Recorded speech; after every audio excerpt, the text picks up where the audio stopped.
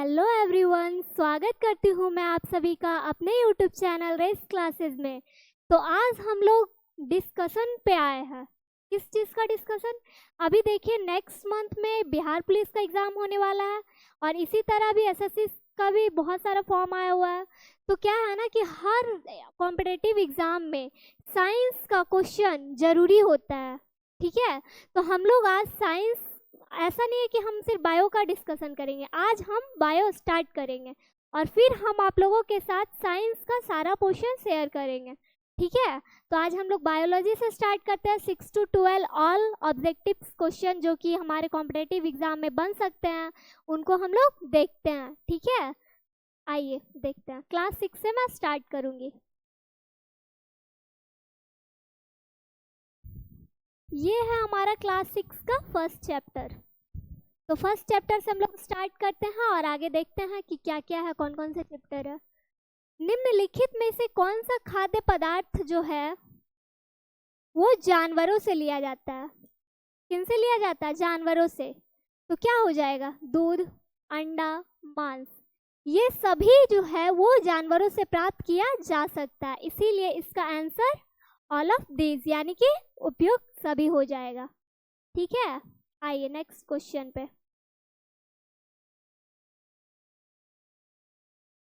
केले का कौन सा भाग खाया जाता है? केले का कौन सा भाग खाया जाता है पता है? मैं आप लोगों को सारा चैप्टर पढ़ा भी चुकी हूँ, ठीक है, इसीलिए आप लोग थोड़ा ध्यान दीजिएगा आंसर बताने में। केले का फल को खाया जाता है।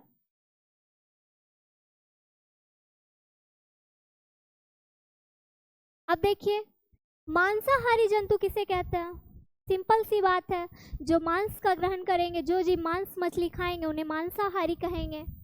तो जो दूसरे प्राणियों या जंतुओं को खाते हैं उनको क्या कहते हैं? मांसाहारी कहते हैं। निम्नलिखित में से कौन सा खाद्य पदार्थ जो है वो पौधों से लिया जाता है? तो इसका एक ऑप्शन है, क्या है? अनाज, फल, सब्जियां। तो ये सभी तो हम पौधों से प्राप्त कर सकते हैं, इसीलिए इसका आंसर हो जाएगा उपयुक्त सभी। नेक्स्ट क्वेश्चन है हमारा, निम्नलिखित में से कौन सा हमारे भोजन का मुख्य स्रोत है? इसका ऑप्शन है पौधे, जानवर और ए और बी दोनों, मतलब बोथ ऑफ, और कोई नहीं। तो इसका आंसर हो जाएगा दोनों यानी कि बोथ। क्यों? क्योंकि पौधों से भी हमें भोजन प्राप्त होता है और जानवरों से भी हमें भोजन प्राप्त होता है, इसीलिए इसका आंसर सी हो जाएगा। नेक्स्ट है हमारा, कार्बोहाइड्रेट क्या है? कार्बोहाइड्रेट क्या है? ऊर्जा का सोर्स है। कार्बोहाइड्रेट एक पदार्थ है, इसमें कार्बन और हाइड्रोजन और ऑक्सीजन होते हैं। सिंपल सी बात है, बताए भी थे कि जो कार्बोहाइड्रेट होता है वो कार्बन, हाइड्रोजन और ऑक्सीजन से मिलकर बना होता है। चावल से हमें क्या मिलता है बताइए? चावल से हमें क्या मिलता है? देखिए, चावल में जो है ना वो कार्बोहाइड्रेट, प्रोटीन की मात्रा पाई जाती है, ठीक है। कद्दू का कौन सा भाग खाया जाता है? कद्दू का भी सीजन चल रहा है, आप लोग देख सकते हैं कि उसके तनों में फूल निकलता है और फूल से ही फल का निर्माण होता है, यानी कि कद्दू का निर्माण होता है। तो इसका फूल के भाग को हम लोग ग्रहण करते हैं, खाते हैं। नेक्स्ट क्वेश्चन है हमारा, वे जानवर जो दूसरे जानवरों को खाते हैं। अभी फर्स्ट क्वेश्चन हमारा यही था, जो दूसरे प्राणियों या दूसरे जानवरों को खाते हैं उनको हम लोग मांसाहारी कहते हैं। चलिए नेक्स्ट क्वेश्चन है हमारा, शेर क्या है? शेर क्या है? शाकाहारी, मांसाहारी, सर्वाहारी? तो शेर है जो वो मांस मछली खाते हैं, इसीलिए वे मांसाहारी हो जाएंगे। कुत्ता के बारे में, कुत्ता क्या है बताइए? कुत्ता भी मांस मछली का बचा हुआ भाग खा जाते हैं, इसीलिए वो भी क्या होंगे? मांसाहारी हो जाएंगे। सॉरी, वो सर्वाहारी हो जाएंगे। क्यों बताइए? क्योंकि वो जरूरी नहीं कि सिर्फ मांस मछली ही खाते हो, साग सब्जी भी जो घर का बचा खुचा होता है वो भी वो खा जाता है। तो सर्वाहारी का क्या डिफिनेशन बताए थे? जो शाकाहारी और मांसाहारी मतलब जो साग सब्जी और मांस मछली दोनों का ग्रहण करे, उपयोग में लाए, उसे ही हम लोग सर्वाहारी कहते हैं। इसीलिए कुत्ता क्या हो जाएगा? सर्वाहारी हो जाएगा। चलिए नेक्स्ट क्वेश्चन है हमारा, वे जानवर जो पौधे और जानवर को दोनों को खाते हैं, अभी बताया, वे सर्वाहारी हो जाएंगे, है ना। हमें चीनी कहाँ से प्राप्त होता है? मालूम होना चाहिए आप लोगों को भी कि चीनी हमें गन्ना से प्राप्त होता है, ठीक है। चलिए, ऐसा तो नहीं कि जानवरों से भी चीनी प्राप्त होती है, नहीं ना, देख लीजिएगा, ऑप्शन पढ़ लीजिएगा। तोता क्या खाता है बताइए? तोता क्या खाता है? पौधे का ही कोई भाग, मिर्ची हो गया, एप्पल हो गया, जो भी वो खाते हैं वो सब पौधे में ही आएंगे, ठीक है ना। चलिए नेक्स्ट देखिए, मधुमक्खियां पौधे के किस भाग से शहद प्राप्त करती है? भौरे कहाँ रहते हैं? पौधे के फूलों पे रहते हैं, फूलों से उसे रस प्राप्त होती है, इसीलिए वो पुष्प का भाग से शहद प्राप्त करते हैं। चलिए, निम्नलिखित में से कौन सी सब्जियां हैं? सिंपल से क्वेश्चन है, देखिए आप लोगों को देख के ही पता चल रहा है कि इनमें से जो भी नाम दिया हुआ है सारा सब्जियां की कैटेगरी में ही है। पालक, गोभी, गाजर, ये सब क्या है? सब सब्जी ही है, ठीक है। दूध कहाँ से मिलता है बताइए? ऐसा तो नहीं कि पौधों से भी हमें दूध प्राप्त होता है, ये हम आप लोगों को पिछले क्लास में भी बताए थे। पौधों से हमें दूध नहीं प्राप्त होता है, तो दूध हमें जंतुओं से प्राप्त होगा। मनुष्य एक प्राणी है, सबसे बड़ा सर्वभक्षी का बेस्ट एग्जाम्पल है मनुष्य, क्योंकि उनको जो कुछ भी मिलता है वो सब खा लेता है, इसीलिए वो सर्वभक्षी हो जाएंगे। चलिए बताइए, कौन सा खाद्य पदार्थ जो है वो नाश्ते के टाइम में यानी कि ब्रेकफास्ट में लिया जाता है? इसमें से क्या आप लोगों को लग रहा है? वेरी गुड, दलिया। क्या है? दलिया। दलिया जो है वो ब्रेकफास्ट में लिया जाता है। नेक्स्ट है हमारा, मांसाहारी जंतु कौन से हैं? देखिए और बताइए कि मांसाहारी जंतु कौन से हैं। शेर, चीता, कुत्ता, ये सभी क्या हैं? सब के सब मांसाहारी जीव ही हैं, इसीलिए इनका आंसर भी हो जाएगा ऑल ऑफ दीज, यानी कि उपयुक्त सभी। जड़ के रूप में कौन सी सब्जी होती है? तो सारी तो मुझे वही दिख रही है, जड़ के रूप में ही। गाजर, मूली, आलू, सब क्या है? जड़ के रूप में ही, तो इसका भी आंसर क्या हो जाएगा? उपयुक्त सभी, ठीक है। नेक्स्ट क्वेश्चन है हमारा, पादप किसे कहते हैं बताइए? पादप किसे कहेंगे? पेड़ पौधे, जीव जंतु। जीव जंतु को पादप की श्रेणी में नहीं रख सकते हैं, ठीक है, वो एनिमल्स की कैटेगरी में आएगा, इसीलिए प्लांट्स के कैटेगरी में पेड़ और पौधे आएंगे। नेक्स्ट क्वेश्चन है हमारा, जड़ के रूप में। देखिए ये क्वेश्चन रिपीट है बट कोई नहीं, इसका भी आंसर सेम होगा, ठीक है। नेक्स्ट है हमारा, शाकाहारी जंतु कौन से हैं बताइए? गाय, बकरी, हिरन, हाथी, ये सब क्या है? सब शाकाहारी है, यानी कि वेजिटेरियन है। इसका भी आंसर इनमें से सभी, यानी कि सब लोग जो है इसमें से जो दिया हुआ है सब वेजिटेरियन होते हैं, मांस मछली का सेवन नहीं करते हैं, इसीलिए ये शाकाहारी होते हैं। चलिए नेक्स्ट क्वेश्चन है हमारा, वे जंतु जो केवल पौधे को खाते हैं तो वो क्या हो जाएंगे? शाकाहारी हो जाएंगे। जो मांस मछली का सेवन नहीं करेंगे वही तो मांसाहारी नहीं होंगे, वही तो शाकाहारी होंगे। तो जो सिर्फ पौधे का ग्रहण करेंगे, सेवन करेंगे, वो शाकाहारी कहलाएंगे।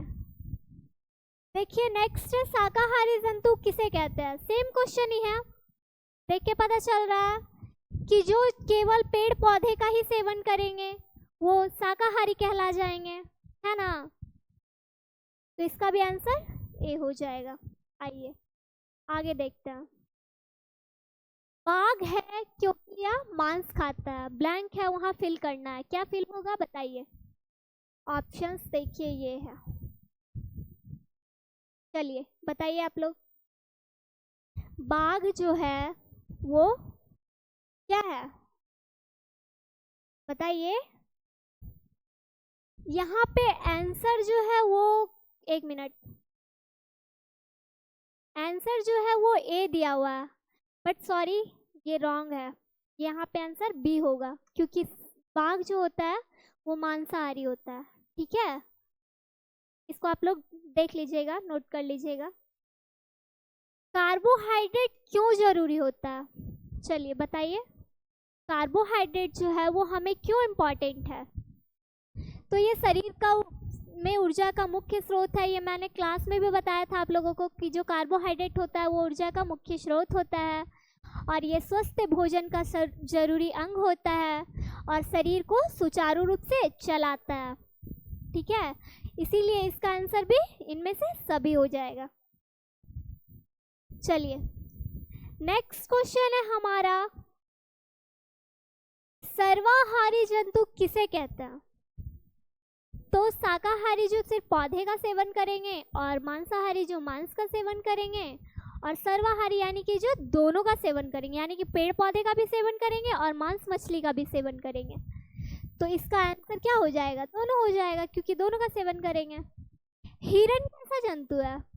अभी बताए थे पीछे क्वेश्चन में, गाय, बकरी, हिरण, ये सब क्या है? शाकाहारी है। तो इसका आंसर क्या हो जाएगा? बी हो जाएगा। चलिए, सर्वाहारी जंतु कौन सा है?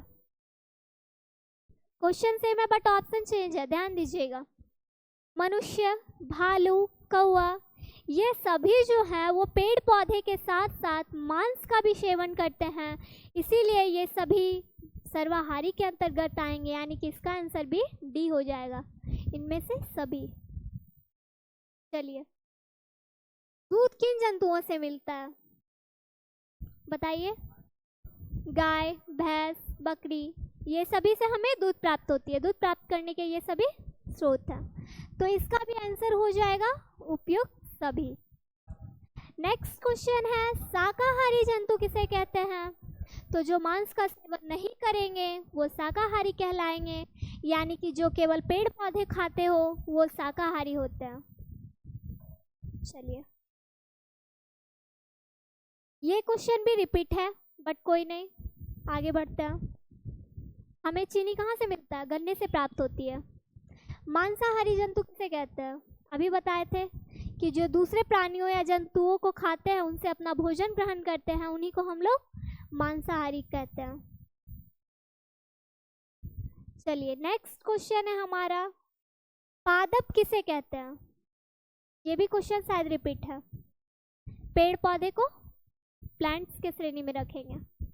चावल की खेती कौन सी फसल में आती है?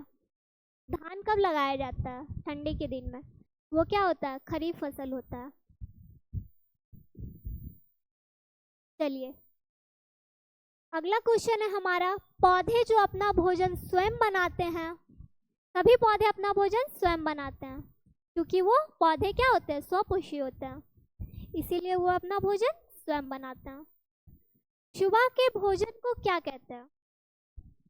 सबको पता होना चाहिए। सुबह के भोजन को नाश्ता यानी कि ब्रेकफास्ट कहते हैं। चलिए, कार्बोहाइड्रेट क्या है, बताइए। कार्बोहाइड्रेट क्या है? इसमें कार्बन, हाइड्रोजन और ऑक्सीजन होते हैं, यानी कि इन सभी से मिलकर कार्बोहाइड्रेट बने होते हैं, इसीलिए इसका आंसर बी हो जाएगा। चलिए, अंकुरित बीजों में किसकी मात्रा अधिक पाई जाती है?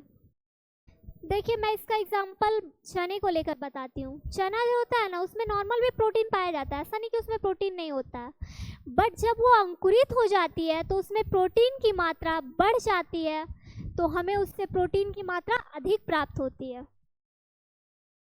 किस पौधे के बीजों का सेवन किया जाता है? ऐसा तो नहीं कि पालक का बीज खा लेते हैं, गोभी का बीज खा लेते हैं, नहीं। बट सोयाबीन का बीज का ही सेवन किया जाता है, इसीलिए बीज की श्रेणी में सोयाबीन को रखेंगे। चलिए आगे देखिए, अनाज किसका समृद्ध होता है? बताइए।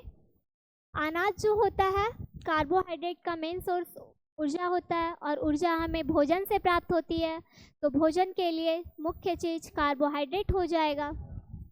फूलों के रस को क्या कहते हैं? फूलों के रस को क्या कहते हैं?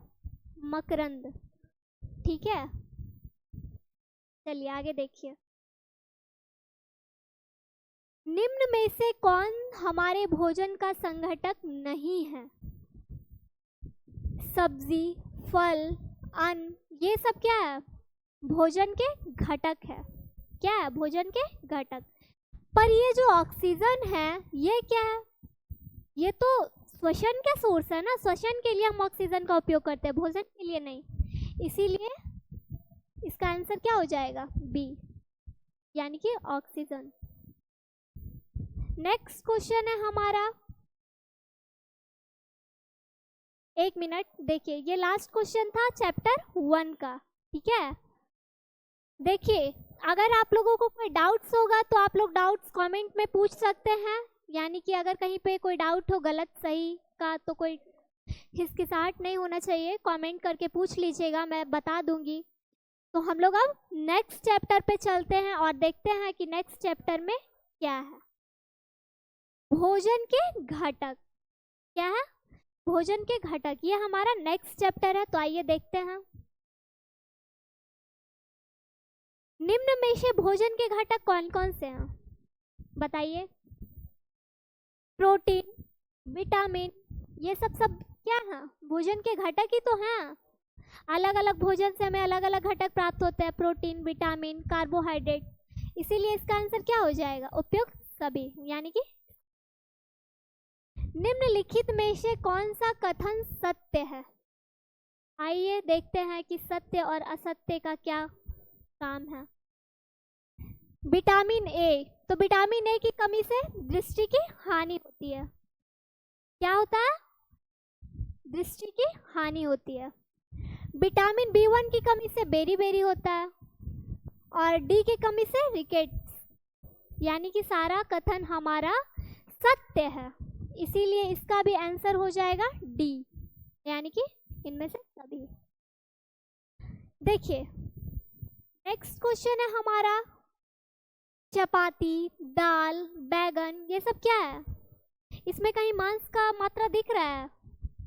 नहीं ना, इसीलिए ये क्या हो जाएगा? मांस का मात्रा नहीं है, शाकाहारी हो जाएगा। सिंपल सी बात है। भोजन खाना क्यों जरूरी है? ये हमें ऊर्जा भी देता है, काम करने की शक्ति भी देता है, जीवित रहने के लिए भी भोजन जरूरी है, तो इसका भी आंसर इनमें से सभी हो जाएगा, है ना? हो जाएगा ना? आहारी रेशे क्या होते हैं? आइए देखते हैं, आहारी रेशे क्या होते हैं? साबुत खाद्यान्न, दाल, आलू, ताज़े फल, सब्जियां, ये सब क्या है? आहारी रेशे ही तो हैं, तो इनका भी आंसर डी हो जाएगा। नेक्स्ट क्वेश्चन पे आइए, चावल, सांबर, भिंडी, ये सभी हमें कहाँ से मिलते हैं? सब जो है पौधे से ही तो प्राप्त होते हैं, है ना? तो ये क्या हो जाएगा? पेड़ पौधे से प्राप्त होते हैं। ठीक है, कहाँ से प्राप्त होते हैं? पेड़ पौधे से प्राप्त होते हैं। चलिए नेक्स्ट क्वेश्चन है हमारा, अरक्तता जो है वो रोग शरीर में क्या प्रभाव डालता है? बताइए, हमारे शरीर पे ये क्या प्रभाव डालता है? तो ये हमें कमजोरी का प्रभाव डालता है, यानी कि जब हमें अरक्तता की ये बीमारी हो जाएगी तो क्या हो जाएगा? कमजोरी उत्पन्न हो जाएगा शरीर में। ठीक है, तो इसका आंसर ए हो जाएगा। नेक्स्ट क्वेश्चन है हमारा, भोजन के आवश्यक घटकों को क्या कहा जाता है? पोषक कहा जाता है। क्या कहा जाता है? पोषक कहा जाता है, न्यूट्रिएंट्स। मतलब भोजन में जो आवश्यक घटक पाए जाते हैं वे सभी क्या होते हैं? पोषक होते हैं। ठीक है, चलिए नेक्स्ट। जंतुओं से कौन सा भोजन मिलता है? जंतुओं से हमें कौन सा भोजन मिलता है, बताइए। दूध और घी भी हमें जंतु से ही प्राप्त होता है। पनीर, घी, मांस, ये सब क्या होता है? जंतु से ही तो प्राप्त होता है, पादपों से तो नहीं होता है। इसीलिए इनका भी आंसर सभी हो जाएगा, यानी कि डी हो जाएगा। चलिए, रतौंधी जो है वो क्या हो जाएगा? रतौंधी रोग किसकी कमी से होता है, बताइए। रतौंधी जो रोग है वो विटामिन ए की कमी से होता है। विटामिन ए की कमी से दृष्टिहीनता या रतौंधी होता है। दोनों का नेम सेम ही है, सॉरी अलग अलग है, लेकिन काम सेम ही है दोनों का। आहारी रेशे का दूसरा नाम क्या होता है, बताइए। रुक्षांश। क्या होता है? रुक्षांश। रुक्षांश को ही आहारी रेशे कहा जाता है। चलिए, प्रोटीन कितने प्रकार के होते हैं? प्रोटीन कितने प्रकार के होते हैं? सामान्यतः प्रोटीन 6 या 7 प्रकार के होते हैं। ठीक है। वसा युक्त भोजन किसको कहते हैं? तले हुए भोजन में भी फैट्स होते हैं, चिकनाई वाले भोजन में भी फैट्स होते हैं। इसीलिए इनका आंसर ए और बी दोनों हो जाएगा, बोथ ए एंड बी।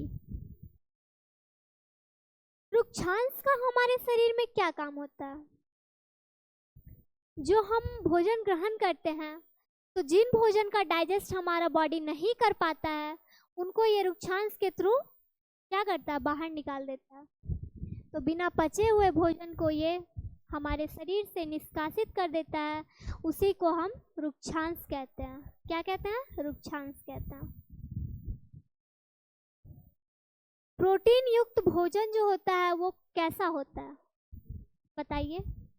जो प्रोटीन युक्त भोजन होता है वो ऊर्जा भोजन, रक्षात्मक भोजन, शरीर वर्धक भोजन। तो प्रोटीन, जिस भोजन में प्रोटीन की मात्रा पाई जाएगी वो शरीर वर्धक होती है, यानी कि हमारे शरीर की विकास में मदद करती है, शरीर की वृद्धि में मदद करती है। शरीर वर्धक का मतलब ही होता है शरीर में वृद्धि, शरीर में वृद्धि। चलिए, नेक्स्ट क्वेश्चन है हमारा, अभावजन्य रोग किसे कहते हैं, बताइए। अभावजन्य रोग किसे कहते हैं? तो जब भोजन में किसी पोषक का लंबी अवधि तक कमी होना, क्या होना? कमी होना। जब हम सही ढंग से डाइट नहीं करते हैं, लंबे समय तक हमारे भोजन में पोषक पदार्थ की कमी रह जाती है, तो उसी को हम लोग क्या कहते हैं? क्या कहते हैं, बताइए। अभावजन्य रोग कहते हैं। नेक्स्ट क्वेश्चन है, आयोडीन की कमी से कौन सा रोग होता है, बताइए। आयोडीन की कमी से घेंघा या गाइटर रोग होता है। ठीक है। चलिए, कमजोर दृष्टि का क्या लक्षण है? कमजोर दृष्टि का क्या लक्षण है? अस्कर्वी, ये तो विटामिन सी होता है, विटामिन सी की कमी से। रिकेट्स, ये सूखा रोग होता है, रक्तता विटामिन के की कमी से होता है। ये है दृष्टिहीनता, यानी कि रतौंधी जो विटामिन ए की कमी से, यानी कि कमजोर दृष्टि। इसी का आंसर हो जाएगा डी। चलिए, नेक्स्ट क्वेश्चन है हमारा, निम्न में से भोजन के घटक कौन कौन से हैं? अभी बताए थे ये क्वेश्चन, तो इसको रिपीट नहीं करता। भोजन को ज़्यादा पकाने से क्या होगा? अगर आप अपने घर में भोजन को ज़्यादा पका देते हैं तो उनमें क्या हो जाएगा? विटामिन नष्ट हो जाएगा और लाभदायक प्रोटीन और खनिज लवणों की क्या हो जाएगी? हानि हो जाएगी। उसमें से जो खनिज लवण होंगे, लाभदायक प्रोटीन जो होंगे, उनकी मात्रा खत्म हो जाएगी। ठीक है। तो इसका आंसर क्या हो जाएगा? Both A and B. चलिए नेक्स्ट क्वेश्चन है हमारा, ये भी क्वेश्चन रिपीट है इसीलिए हम इन लोगों इस पे ज्यादा बात नहीं करते हैं, आगे बढ़ते हैं। यकृत का जो है वो सामान्य भाग कितना होता है? भार सॉरी, ये 1600 ग्राम से 2000, 1700 से 2000, 1400 से 2000 ग्राम। नेक्स्ट ऑप्शन है प्राय 1500 से 2000 ग्राम। आंसर ये हो जाएगा। चलिए नेक्स्ट क्वेश्चन है हमारा, संतुलित आहार किसे कहते हैं? यानी कि बैलेंस डाइट। बैलेंस डाइट पढ़ाए थे ना हम आप लोगों को, तो जिसमें उचित मात्रा में पोषक तत्व पाए जाएगा, जिस भोजन को ग्रहण करते हैं उसमें हमारा सभी पोषक तत्व अगर उचित मात्रा में अवेलेबल हो तो उसी को हम लोग बैलेंस डाइट यानी कि संतुलित आहार कहेंगे। चलिए नेक्स्ट क्वेश्चन है हमारा, पेड़ पौधे से कौन सा भोजन मिलता है? देख के ही पता चल रहा है, ये भी क्वेश्चन रिपीट है, कोई नहीं, इस पे बात नहीं करते हम लोग।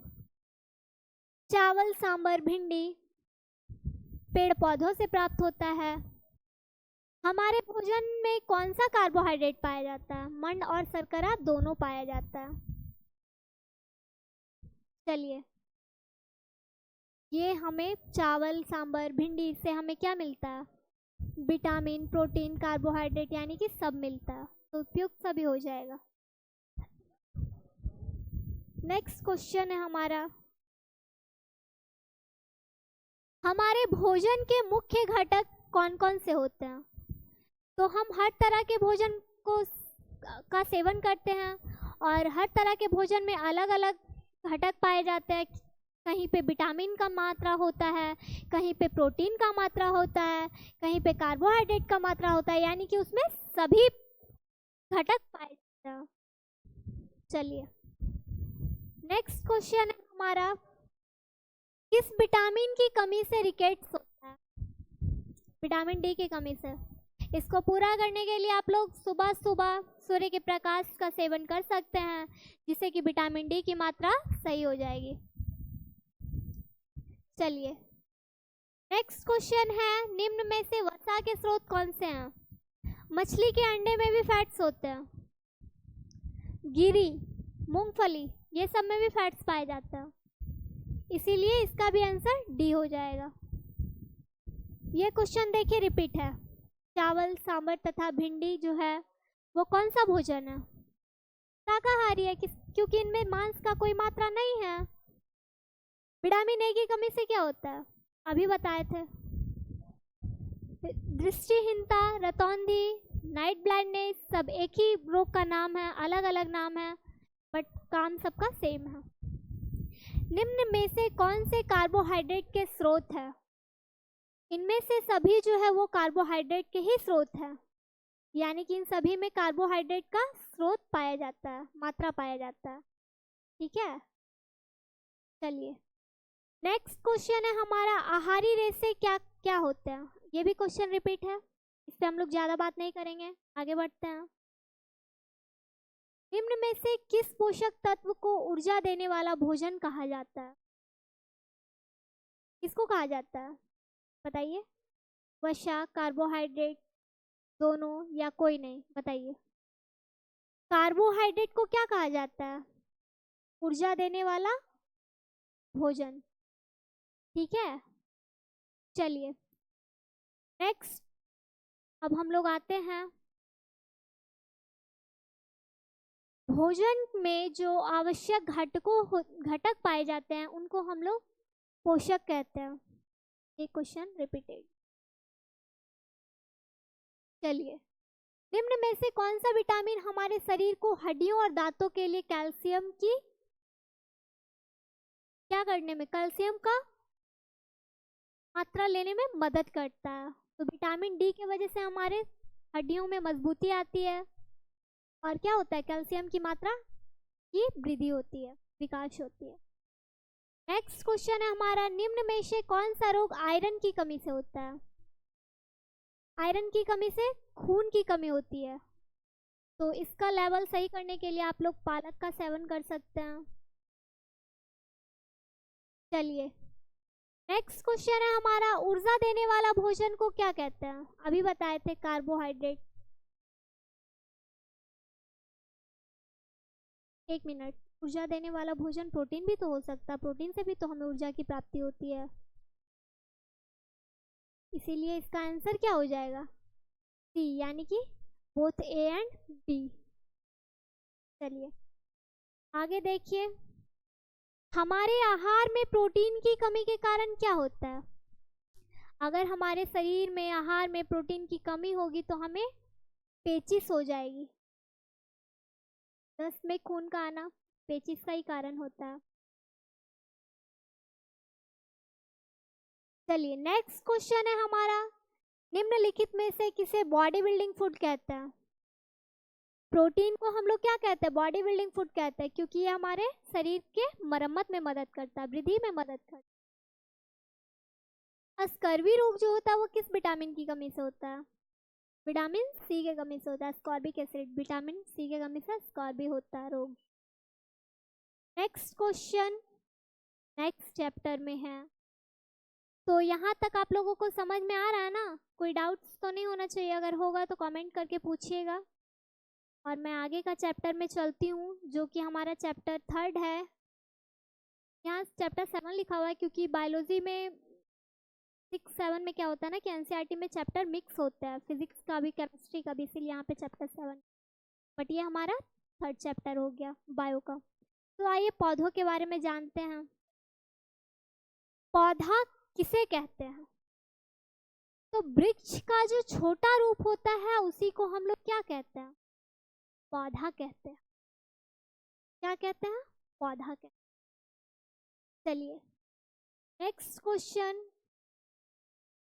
जल की बूंदें जो होती हैं पत्तियों से जलवाष्प के रूप में निकलती है, इसी क्रिया को वाष्पोत्सर्जन कहते हैं। क्या कहते हैं? वाष्पोत्सर्जन कहते हैं। वाष्पोत्सर्जन की क्रिया पौधों में कहाँ संपन्न होती है? पत्तियों में संपन्न होती है। नेक्स्ट क्वेश्चन है, तना पौधे में जल का क्या करता है? बताइए। तना जो है पौधे में जल का अवशोषण भी करता है, उत्सर्जन भी करता है, पोषण भी प्रदान करता है, इसीलिए इसका आंसर इनमें से सभी हो जाएगा। झाड़ी पौधे किन कैसे होते हैं? जिन पौधों की लंबाई आपके बराबर की हो, यानी कि मध्यम आकार वाली पौधों को झाड़ी आकार का पौधा कहते हैं। ये हम आप लोगों को क्लास में भी बताए थे। इसका एग्जाम्पल हो जाएगा गुलाब, मेहंदी, ये सब क्या हो जाएगा? झाड़ी पौधों का उदाहरण हो जाएगा, एग्जाम्पल हो जाएगा। चलिए नेक्स्ट है हमारा, पौधे कौन कौन से होते हैं? बताइए। ये सब पौधे के ही तो प्रकार हैं, झाड़ी, शाक, वृक्ष, क्या है? सब पौधे के ही प्रकार है, इसीलिए इनका आंसर डी हो जाएगा।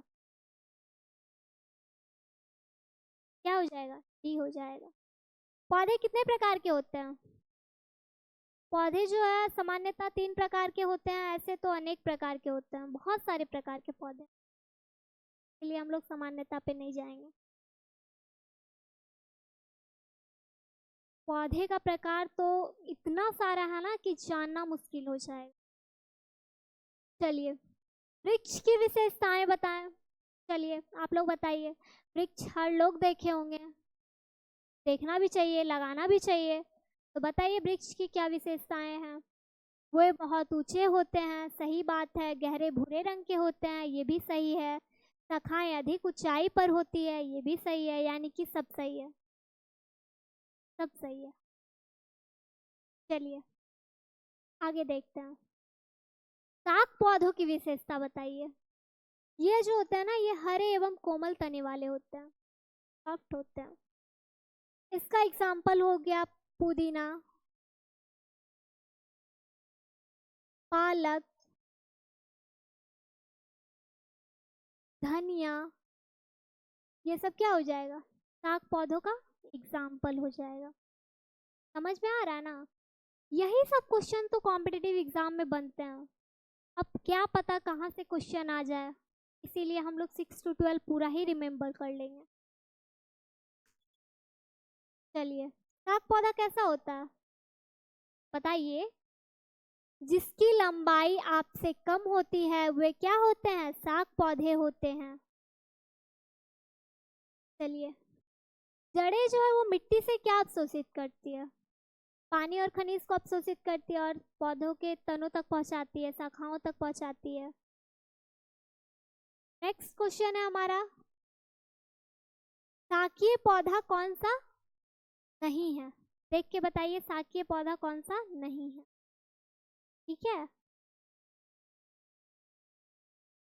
तो ये सब क्या है? आलू, धनिया, पुदीना भी बताए थे, ये सब शाकीय पौधा है। तो जो गुलाब है वो झाड़ी पौधा है, इसलिए ये शाकीय पौधा नहीं होगा। ठीक है, चलिए नेक्स्ट क्वेश्चन है हमारा, पौधे का कौन सा भाग पूरे पौधे को पानी का संचालन करता है? तना। तना जो है वो पौधे के सभी भागों तक पानी का संचालन कर देता है। चलिए नेक्स्ट क्वेश्चन है, वृक्ष किसे कहते हैं? ये क्वेश्चन आप लोग को देख के पता चल जाएगा क्योंकि हम पहले ही बता दिए हैं।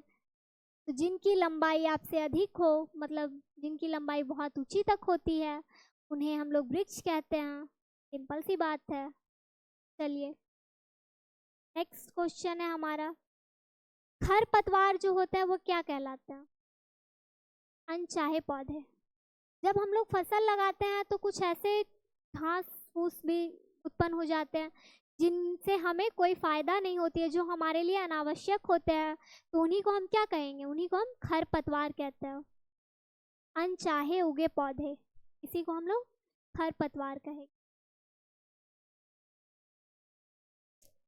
पत्ते का चौड़ा भाग क्या कहलाता है? पत्तियों के बारे में भी हम आप लोगों को बताए थे, फलक कहलाता है। क्या कहलाता है? फलक कहलाता है। नेक्स्ट क्वेश्चन है हमारा, प्रकाश संश्लेषण की क्रिया क्या है? पत्तियां प्रकाश और हरे रंग की उपस्थिति में अपना भोजन बनाना। सही बात है। कार्बन डाइऑक्साइड का यूज होता है। सही बात है। ऑक्सीजन को निष्कासित करता है। ये भी सही है। तो यानी कि इनमें से सभी सही है। आम का पौधा क्या है? क्या वो छोटे होते हैं? क्या वो मध्यम आकार के होते हैं? होते हैं, बट उनको हम लोग वृक्ष की श्रेणी में रखेंगे क्योंकि वो छोटे से फिर बड़े भी होते हैं और वृक्ष के लेवल तक आ जाते हैं, इसीलिए उनको हम लोग वृक्ष की श्रेणी में रखेंगे। निम्न में से सबसे कम लंबा पौधा कौन सा है? पुदीना। कहावतें भी हैं कि अगर ज्यादा खुश हुए तो पुदीना के पेड़ पे से कूद गए, है ना। चलिए नेक्स्ट क्वेश्चन है हमारा, शाक पौधे कौन से होते हैं? मतलब हर्ब्स प्लांट, तो जिनका तना हरा हो, कोमल हो, वो क्या होता है? शाक पौधे होता है। तो इनमें से सभी का वही विशेषता है, तो इसका भी आंसर इनमें से सभी हो जाएगा। ठीक है, आइए नेक्स्ट क्वेश्चन हमारा, पत्तियों में सिराओं का जो प्रतिरूप होता है वो क्या कहलाता है? सिरा विन्यास कहलाता है। क्या कहलाता है? सिरा विन्यास कहलाता है। कुछ पौधे बहुत अधिक ऊंचाई वाले होते हैं तथा इनके तने जो होते हैं सुदृढ़ होते हैं और गहरे भूरे रंग के होते हैं। इनमें शाखाएं जो है भूमि ऊंचाई तक तने पर के ऊपरी भाग से निकलती है, तो इन्हीं को हम लोग क्या कहते हैं? सिंपल सी बात को इतना बड़ा में लिखा हुआ है, वृक्ष को ही तो ये कहते हैं, है ना। चलिए नेक्स्ट क्वेश्चन है हमारा, स्त्रीकेसर जो फूल का भाग है वो कौन सा है? बाह्य भाग होता है स्त्रीकेसर पौधों में। जड़ों की किस्में दो तरह की होती है, एक होती है मूसलाधार जड़ और एक होती है रेशेदार। पौधों में वाष्पोत्सर्जन का कार्य कौन करते हैं? पत्ते करते हैं। पत्ते करते हैं। चलिए नेक्स्ट क्वेश्चन है, पौधों को भूमि से आसानी से खींचकर नहीं निकाला जा सकता, उन्हें मिट्टी को खोदकर निकाला जाता है और उन्हें मजबूती से पकड़ कर रखती है, इन्हें मिट्टी में पौधों को क्या कहते हैं? स्थिरक कहते हैं। क्या कहते हैं? स्थिरक कहते हैं। आलू जो है एक भूमिगत तने का उदाहरण है। क्या है? तने का उदाहरण है।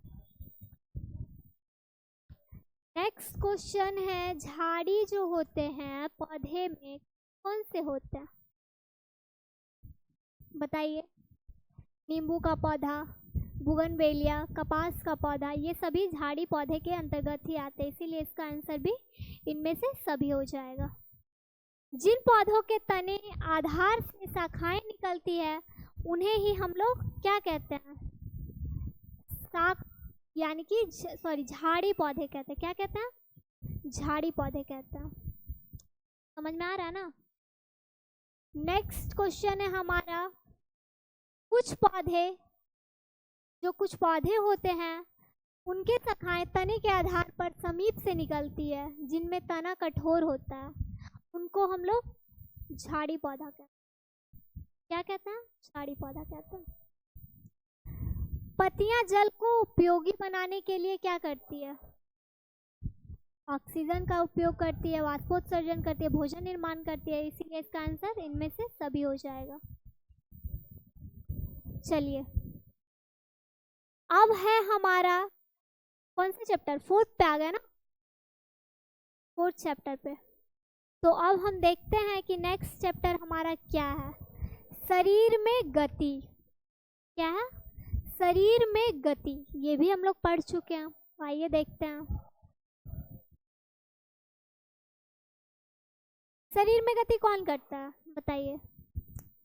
जानवर, पशु पक्षी, मनुष्य। अपने विराम अवस्था से अगर वो थोड़ा सा भी मूव कर रहा है, जगह का परिवर्तन कर रहा है, तो वो क्या है? गति है।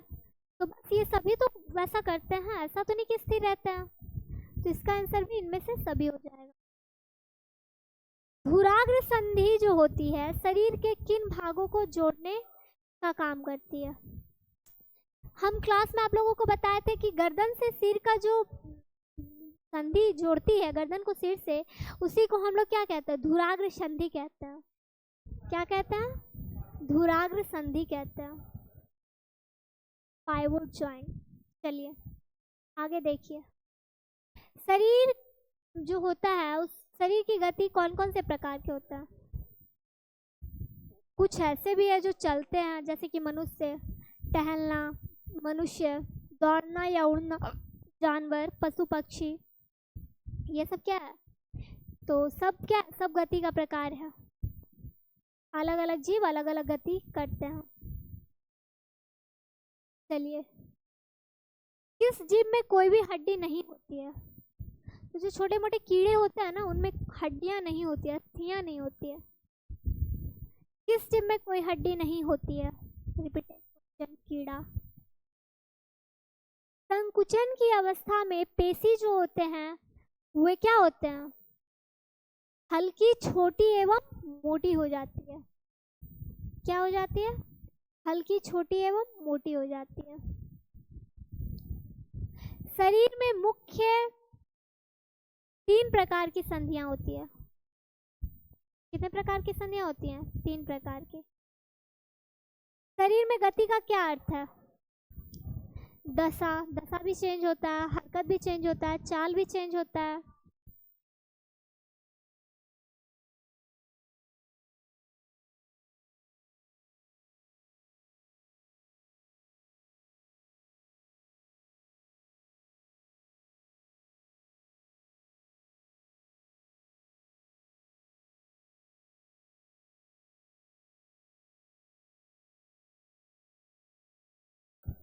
नेक्स्ट क्वेश्चन है हमारा, फेफड़ों की सुरक्षा कौन करता है?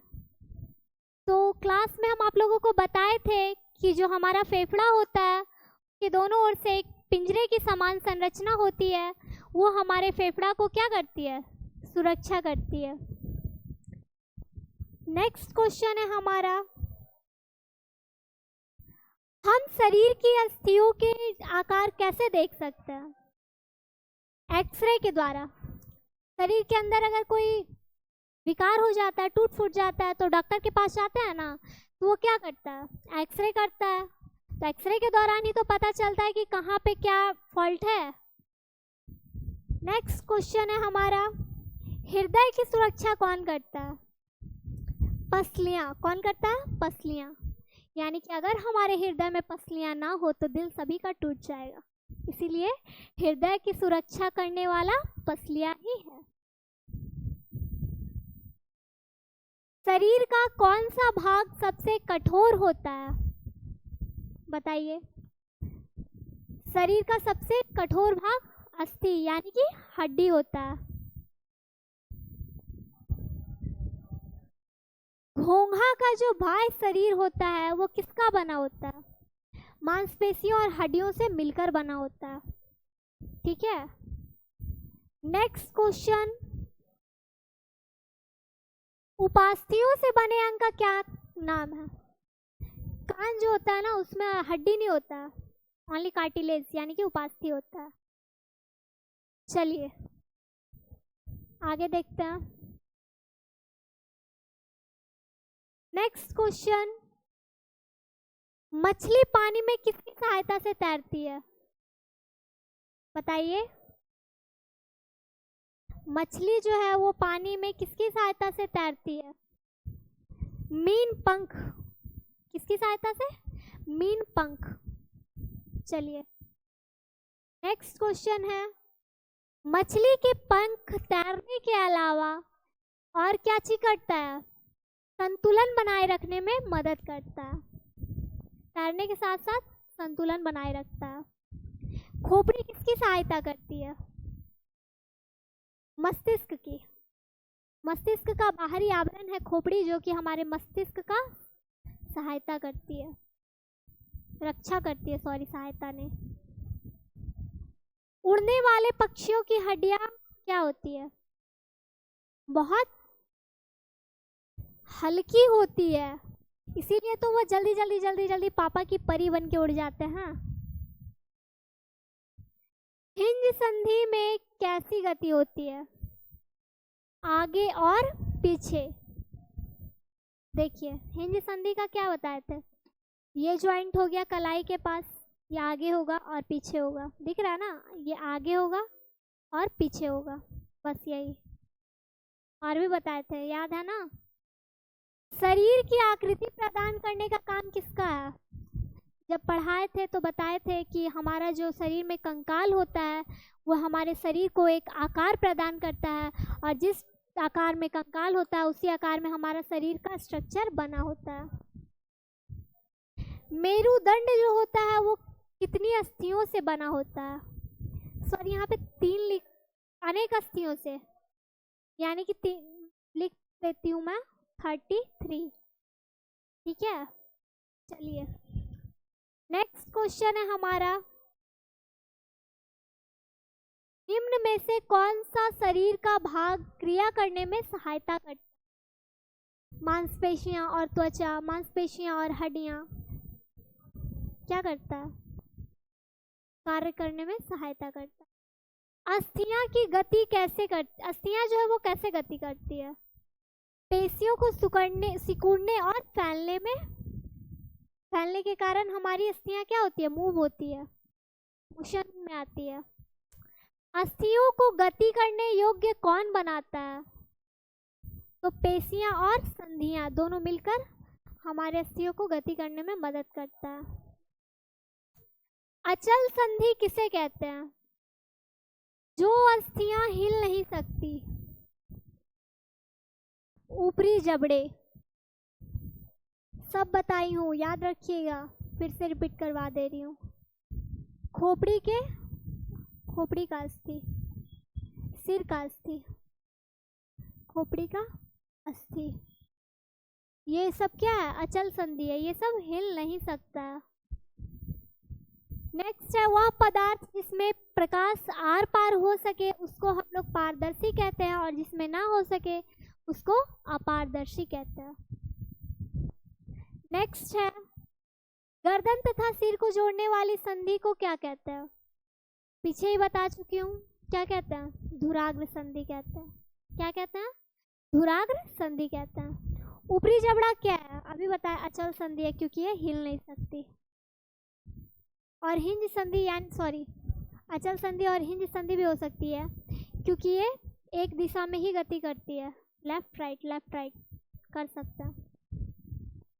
कोहनी और घुटने में कौन सी संधि होती है?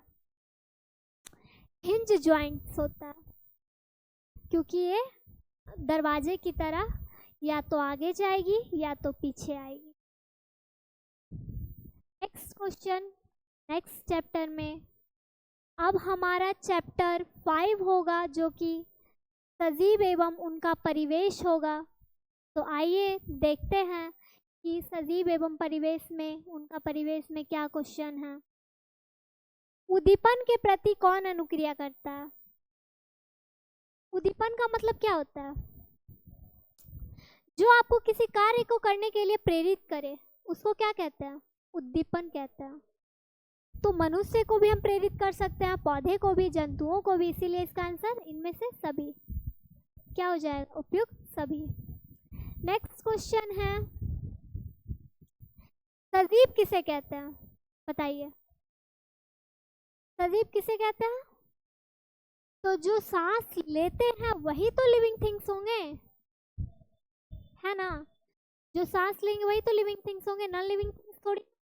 हाँ। नेक्स्ट क्वेश्चन है, समुद्र का पानी कैसा होता है? खारा होता है। कैसा होता है? खारा होता है। नेक्स्ट है हमारा, शिकार करने के लिए शेर जो होते हैं उनमें क्या विशेषताएं होती है? चेहरे की सामने आंख होती है ताकि वह दूसरे जीव को आसानी से देख सके, और मटमैला रंग का होता है जिससे कि अगर कोई जीव उसे देख भी ले तो वह आसानी से झाड़ी में जाके छिप सके। और पैर के नखर जो होते हैं वो लंबे होते हैं, यानी उससे उसका क्या यूज करेंगे? दूसरे जीवों को चीर फाड़ कर सके आसानी से। इसका आंसर क्या हो जाएगा? उपयुक्त सभी। सजीव जो है वो कौन कौन से होते हैं? मनुष्य, पौधे, जीव जंतु, सब तो लिविंग थिंग्स है, तो सब सजीव ही होंगे। नेक्स्ट है, जिस स्थान पर सजीव रहते हैं उन्हें क्या कहते हैं? आवास कहते हैं। सजीवों के रहने के स्थान को आवास कहते हैं, रहने के स्थान को ही आवास कहते हैं, जहाँ पे आदमी वास करे। जिस स्थान पर सजीव रहते हैं उसे आवास कहते हैं, अभी बताया। पौधों में किस प्रकार की गति होती है? पुष्पों का खिलना एवं बंद होना होता है पौधों में। जल, खनिज एवं खाद्य पदार्थ का संवहित होना, ये भी होता है। वे एक स्थान से दूसरे स्थान तक जा सकते हैं, ये नहीं होगा। पौधे चलते नहीं हैं, स्थिर रहते हैं। प्रजनन कौन कौन करते हैं? पौधे, मनुष्य, जंतु सभी प्रजनन करते हैं और अपने प्रोग्रेस करते हैं। तो इसका भी आंसर हो जाएगा इनमें से सभी। चलिए नेक्स्ट है, पर्वतीय वनों के वृक्षों की क्या विशेषता नहीं है? वहाँ जो होती है शाखाएं तिरछी होती है, पत्तियां सुई के आकार व चिकनी होती है, और ये शंक्वाकार होती है, और पत्ते इनके चौड़े नहीं होते हैं। ठीक है। नेक्स्ट क्या है? पर्वत पर कौन से जीव मिलते हैं? बकरी, याक, ए और बी दोनों। तो इसका आंसर क्या हो जाएगा? ए और बी दोनों। ये भी बताए थे कि जो पर्वतीय क्षेत्रों में जो बकरी पाए जाते हैं उनके खूर जो होते हैं वे बड़े होते हैं और मजबूत होते हैं, ताकि उनको पहाड़ी क्षेत्रों में उतराव चढ़ाव करने में मदद मिल सके। नेक्स्ट है, जैव घटक कौन कौन से हैं? पौधे और जंतु क्या है? जैव घटक है। चट्टानें अजैव घटक हो जाएगी। जिस स्थान पर सजीव रहते हैं, ये क्वेश्चन कितने बार रिपीट है? नागफनी का पौधा कहाँ मिलता है? हरियाणा में। कहाँ मिलता है? हरियाणा में। क्या उसको बोलते हैं? रेगिस्तानी एरियाज में, डेजर्ट एरियाज। पर्वतों पर कौन से जीव मिलते हैं? अभी बताए थे ये भी। नागफनी का प्रकाश संश्लेषण किसके द्वारा होता है? तना के द्वारा होता है। किसके द्वारा? तना के द्वारा होता है। जलीय पौधों के निम्न में से कौन से गुण हैं? तो तना जल की सतह तक वृद्धि करता है, जड़ें आकार में छोटी होती है, तना लंबा और खोखला व हल्का होता है। तो ये सभी इनकी विशेषताएं हैं। निम्न में से जो कौन से सजीवों के गुण नहीं हैं? भोजन की आवश्यकता नहीं होती है, नहीं है गुण, तो ये उनके गुण नहीं है। निम्न में से कौन से भोजन सजीवों के गुण नहीं है, तो भोजन की आवश्यकता नहीं होती है, ये गलत बात है। इसीलिए वही आंसर सटीक होगा। पर्वतीय क्षेत्रों के जंतुओं की क्या विशेषताएं हैं? ये भी क्वेश्चन रिपीट है, सॉरी नहीं रिपीट है। शरीर फर से ढका होता है, क्योंकि पर्वतीय क्षेत्रों में ठंड ज़्यादा होती है, तो फर अधिक होने के कारण उनको हल्का गर्मी महसूस होता है, इन्हीं उनके शरीर पर फर ज़्यादा पाए जाते हैं। फर यानी कि बाल, शरीर पर लंबे बाल होते हैं। स्किन क्या होता है? स्किन से ढका होता है। मोटी त्वचा होती है। हिरण की कौन सी विशेषता नहीं है? इसके दांत मजबूत नहीं होते हैं। नहीं, ये गलत है, उनके दांत मजबूत होते हैं। मछली के बारे में कौन सा कथन गलत है? इसका शरीर धारा रेखीय होता है, सही है। यह गलफड़ों से सांस लेती है, यानी कि गिल्स से सांस लेती है, ये भी सही है। मछली के शरीर पर सल्क पाए जाते हैं, ये भी सही है। मछली के शरीर पर पंख नहीं पाए जाते हैं, नहीं ये गलत है। मछली के शरीर पर पंख पाए जाते हैं। कौन से समुद्री जीवों में गिल्स नहीं होते हैं? वेल, वेल में गिल्स नहीं पाया जाता, और डॉल्फिन में भी तो नहीं होता। चलिए नेक्स्ट है, निम्न में से कौन सा मेढक का गुण नहीं है? मेढक जो है वो गलफड़ों से सांस लेता है, नहीं ये गलत बात है, वो लंग्स से, फेफड़ों से सांस लेती है। पौधों में श्वसन कैसी होती है? ऑक्सीजन को अंदर लेते हैं, गलत बात। कार्बन डाइऑक्साइड का उपयोग करते हैं, सही है। ऑक्सीजन को छोड़ते हैं, सही है। तो ये इसका आंसर क्या हो जाएगा? डी। पर्वतों पर कौन से वृक्ष होते हैं? देवदार, चीड़, ओक, ये सब क्या है? पर्वतीय पौधे हैं। केचुआ कैसे सांस लेता है? त्वचा से। केचुआ कैसे सांस लेता है? स्किन, त्वचा से। चलिए, सजीवों में उत्सर्जन किसे कहते हैं? हमारे शरीर में जो अपशिष्ट पदार्थ होता है उसी का निष्कासन करने की प्रक्रिया को ही हम लोग उत्सर्जन कहते हैं, एक्सक्लेशन कहते हैं। चलिए, निर्जीव वस्तुएं कौन सी होती है? कुर्सी, मेज, पंखा, ये सभी निर्जीव ही हैं, क्योंकि ये सभी सांस नहीं ले सकते हैं। ऊंट कहाँ पर पाए जाते हैं? मरुस्थलीय में। नेक्स्ट है, अनुकूलन किसे कहते हैं? बताए थे कि जो हमारा वातावरण में मौसम में परिवर्तन होता है, तो हम मौसम के परिवर्तन के अनुसार अपने आप को ढाल लेते हैं, उसी को हम लोग अनुकूलन कहते हैं, यानी कि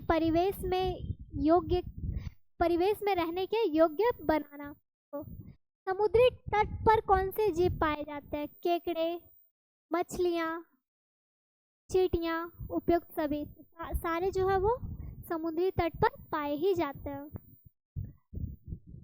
नेक्स्ट है, अजैव घटक कौन कौन से हैं? तो जो चट्टाने और मिट्टी है वो क्या है? अजैव घटक है, बट पौधे जो है वो जैव घटक है। मरुस्थलीय पौधे में जल संरक्षण के लिए क्या अलग होता है? बताइए। पत्तियों कांटों का रूप ले लेती है, पत्तियां छोटी अनुपस्थित होती है, तना मोम की एक मोटी परत से ढका होता है, मतलब कि सभी आंसर सही है। नेक्स्ट चैप्टर में आइए और देखिए, अब ये कौन सा? पादपों में पोषण, यानी कि हम लोग क्लास 6 को कंप्लीट करके क्लास 7 में आए हैं, और क्लास 7 का फर्स्ट चैप्टर है पादपों में पोषण। तो इसका हम लोग देखते हैं क्या है क्वेश्चन। पादपों में पोषण, फर्स्ट है, निम्न में से परजीवी पादप कौन सा है? अमर बेल जो है वो क्या है? परजीवी है, यानी कि दूसरे जीवों पर आश्रित होता है, इसीलिए उसे परजीवी कहते हैं। पौधे की पत्तियों में पाए जाने वाला हरा वर्णक क्या कहलाता है? बताइए। क्लोरोफिल या हरित लवक कहते हैं या पर्णहरित कहते हैं? क्या कहते हैं? क्लोरोफिल, पर्णहरित, हरित लवक, यही सब क्लोरोफिल के नाम है। नेक्स्ट है, पौधे जो है प्रकाश संश्लेषण प्रक्रम में क्या उपयोग करते हैं? प्रकाश का भी यूज करते हैं, कार्बन डाइऑक्साइड का भी यूज करते हैं, क्लोरोफिल का भी यूज करते हैं, इसीलिए इसका भी आंसर इनमें से सभी हो जाएगा। नेक्स्ट है, भोजन के घटक कौन कौन से हैं? इनमें से सभी, क्योंकि हमारे भोजन में विटामिन्स भी होते हैं, मिनरल्स भी होते हैं, प्रोटीन्स भी होते हैं। राइजोबियम जो है वो निम्न में से किन किन पादपों या जड़ों में रहता है? मूंग, मटर, चना, ये सब क्या है? सब फलीदार पौधे हैं। क्या है? फलीदार पौधे हैं, इसीलिए इन सभी में राइजोबियम की मात्रा पाई जाती है। ठीक है। पौधे अपना भोजन किसके द्वारा बनाते हैं? तो पौधों में बताए थे कि खाद्य संश्लेषण कहाँ पे होता है? कहाँ पे होता है? पत्तियों में होता है। नेक्स्ट है, सजीवों की शरीर की सूक्ष्म इकाई जो होती है उनको क्या कहते हैं? सेल कहते हैं, कोशिका कहते हैं। सूक्ष्म से सूक्ष्म इकाई, शरीर का, हमारे अंग का सबसे सूक्ष्म इकाई जो है वो क्या है? कोशिका है। पौधों को किसकी मुख्य आवश्यकता होती है? नाइट्रोजन, पोटेशियम, फास्फोरस, इन सभी की आवश्यकता होती है। भोजन की आदतों के आधार पर पोषण विधि कितने प्रकार के होते हैं? 2 प्रकार के होते हैं, स्वपोषण और परपोषी। पोषण किसे कहते हैं? भोजन ग्रहण करना तथा उसके उपयोग होने की विधि को ही हम लोग पोषण कहते हैं। क्या कहते हैं? पोषण कहते हैं। कार्बोहाइड्रेट्स में क्या नहीं पाया जाता है? तो कार्बन, हाइड्रोजन और ऑक्सीजन, ये तीनों से मिलकर कार्बोहाइड्रेट्स बने होते हैं, इनमें नाइट्रोजन नहीं पाया जाता। नेक्स्ट है, पोषक पदार्थ हमारे लिए क्यों आवश्यक है? बताइए। शरीर संरचना के लिए, सही है। वृद्धि एवं विकास के लिए, क्षतिग्रस्त भागों की रख रखाव के लिए, तो इनमें से सारा ऑप्शन सही है, यानी कि ऑल ऑफ दिस। सभी जीवों के लिए भोजन आवश्यक है, तो भोजन से हमें क्या मिलता है? ऊर्जा मिलता है, शक्ति मिलता है, प्रकाश मिलता है। मिलता है प्रकाश? नहीं, इसीलिए ए और बी दोनों हो जाएगा। नेक्स्ट है, जो पौधे अपना भोजन स्वयं तैयार कर लेते हैं उनको हम लोग क्या कहते हैं? बताइए। स्वपोषी कहते हैं। क्या कहते हैं? स्वपोषी कहते हैं। प्राणी अपना भोजन किससे प्राप्त करते हैं? तो पादपों और जंतुओं दोनों से क्या करते हैं? प्राणी अपना भोजन प्राप्त करते हैं। नेक्स्ट क्वेश्चन है, उन जीव जंतु को क्या कहेंगे जो पादपों द्वारा संश्लेषित भोजन को ग्रहण करते हैं? तो उनको क्या कहेंगे? विषमपोषी कहेंगे, मतलब कि दूसरे जीव पर आश्रित रहकर अपना भोजन ग्रहण करना विषमपोषी कहलाता है। नेक्स्ट है, हरे पौधे ऑक्सीजन को कैसे प्राप्त करते हैं, उत्पन्न करते हैं? श्वसन से, प्रकाश संश्लेषण से, ऑक्सीकरण से, उपयुक्त सभी। तो हरे पौधे जो है प्रकाश संश्लेषण से ऑक्सीजन प्राप्त करते हैं। ठीक है, चलिए नेक्स्ट क्वेश्चन है, जड़ से जल एवं खनिज पादप किस भाग के माध्यम से पत्तियों तक पहुंचती है? कहाँ से पहुंचती है? तनों के द्वारा पत्तियों और जड़ों में पहुंचती है। प्रकाश संश्लेषण के लिए क्या आवश्यक है? क्लोरोफिल भी होना चाहिए प्रकाश संश्लेषण की प्रक्रिया के लिए, सूर्य का प्रकाश और जल भी होना चाहिए। कार्बन डाइऑक्साइड भी होना चाहिए, यानी कि इनमें से सभी। नेक्स्ट क्वेश्चन है, पोषण की वह विधि जिसमें जीव अपना भोजन स्वयं संश्लेषित करते हैं, यानी कि दूसरे जीवों पर आश्रित नहीं होते हैं, वे क्या कहलाते हैं? स्वपोषण कहलाता है, स्वपोषी होते हैं। पोषण की वह विधि जिसमें जीव अपना भोजन स्वयं संश्लेषित करते हैं, स्वपोषी कहलाते हैं। चलिए, पत्तियों पर उपस्थित उन छोटे छोटे छिद्रों को क्या कहते हैं जिनके द्वारा वायु में उपस्थित कार्बन डाइऑक्साइड प्रवेश करती है? उनको रंध्र कहते हैं, यानी कि स्टोमेटा कहते हैं। ठीक है, चलिए नेक्स्ट क्वेश्चन, सभी जीवों के लिए परमावश्यक ऑक्सीजन किससे निर्मित होती है? प्रकाश संश्लेषण से क्या होती है? ऑक्सीजन का निर्माण होता है। ऑक्सीजन को क्या कहते हैं? प्राण वायु कहते हैं, क्योंकि जीवित रहने के लिए ऑक्सीजन जो है वो सबसे इम्पोर्टेंट होती है। नेक्स्ट क्वेश्चन है हमारा, पत्तियों के अतिरिक्त पादपों और इन भागों में प्रकाश संश्लेषण होता है? हरे तने में भी होता है और शाखाओं में भी होता है प्रकाश संश्लेषण की प्रक्रिया। चलिए नेक्स्ट क्वेश्चन, शैवाल किसके कारण हरे होते हैं? तो क्लोरोफिल पाया जाता है शैवाल में, इसके वजह से वो ग्रीन होते हैं। नेक्स्ट है, सभी जीवों के लिए ऊर्जा का चरम स्रोत क्या होता है? प्रकाश होता है, सूर्य होता है। कौन से पादपों के लिए वायु में उपस्थित नाइट्रोजन के उपयोगी यौगिकों में परिवर्तित करना मिट्टी में निर्मुक्त करते हैं? क्या करते हैं बताइए? जीवाणु, यानी कि बैक्टीरिया। मरुस्थलीय पादपों में जो प्रकाश संश्लेषण होता है वो कौन करते हैं? पौधे के कौन से भाग करते हैं बताइए? जो हरे तने होते हैं ना, वही करते हैं प्रकाश संश्लेषण की प्रक्रिया। विषमपोषी प्रणाली में पादप भोजन के लिए जिस पर आरोहित होते हैं वह पादप क्या कहलाते हैं बताइए? परपोषी कहलाएंगे, मृतजीवी कहलाएंगे, परजीवी कहलाएंगे, सहजीवी कहलाएंगे? तो क्या कहलाएंगे? मृतजीवी कहलाएंगे।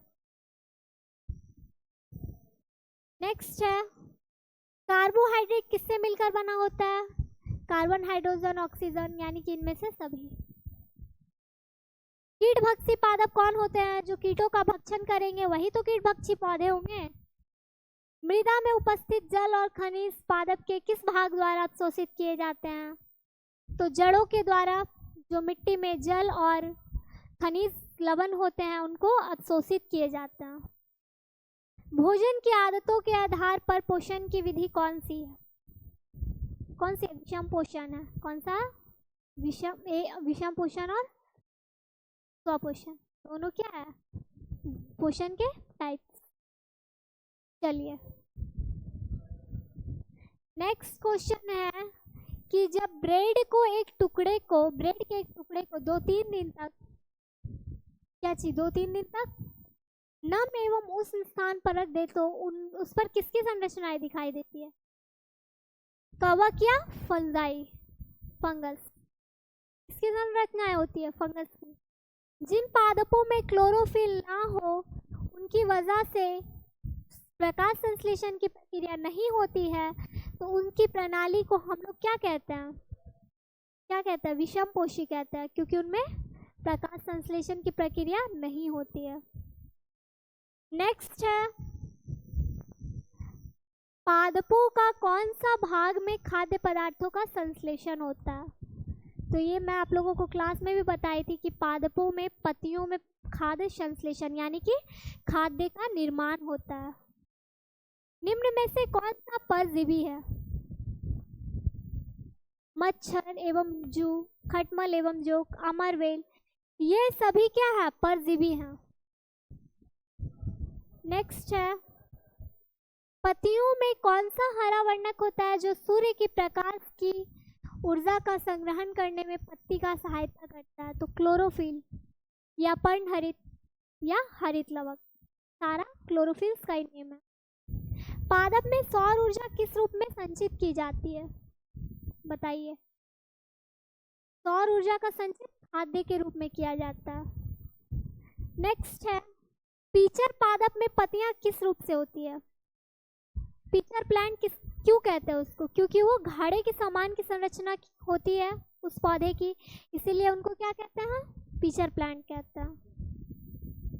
नेक्स्ट है,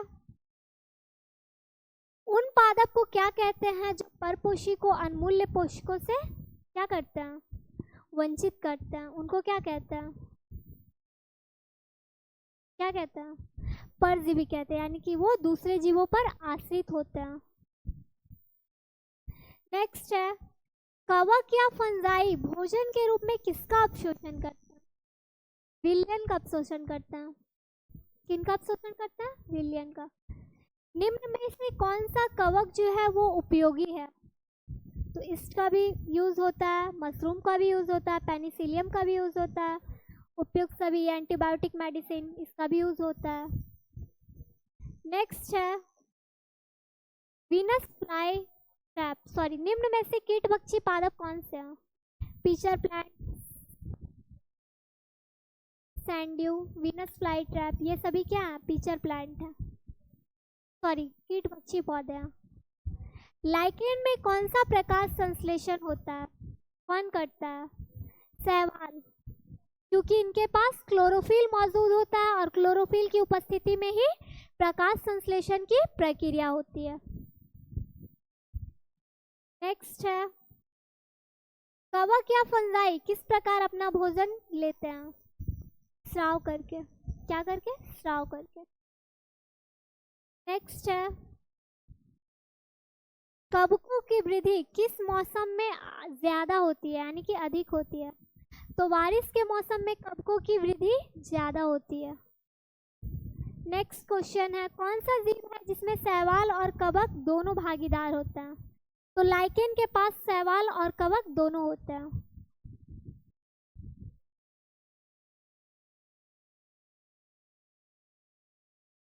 जो जीव एक दूसरे के साथ रहकर अपना आवास एवं पोषक तत्व एक दूसरे के साथ शेयर करते हैं, यानी कि बांटते हैं, उनको हम लोग क्या कहते हैं, सहजीवी संबंध कहते हैं। नेक्स्ट क्वेश्चन, पादप नाइट्रोजन को किस रूप से अवशोषित करते हैं, किस रूप में, विलय के रूप में, किसके रूप में, विलय के रूप में। मृतजीवी कौन से होते हैं, मृतजीवी पौधे कौन से होते हैं, जो मृत एवं विघटित जैविक पदार्थों से अपना भोजन प्राप्त करते हैं, अपने भोजन के लिए मृत जीवों पर आश्रित रहते हैं, उन्हीं को क्या कहते हैं, जीवी कहते हैं। निम्न में से किसमें मृतजीवी पोषण होता है, सॉरी, राइजोपस, ईस्ट, मशरूम, ये सभी क्या है, मृतजीवी है, तो इनमें से सभी।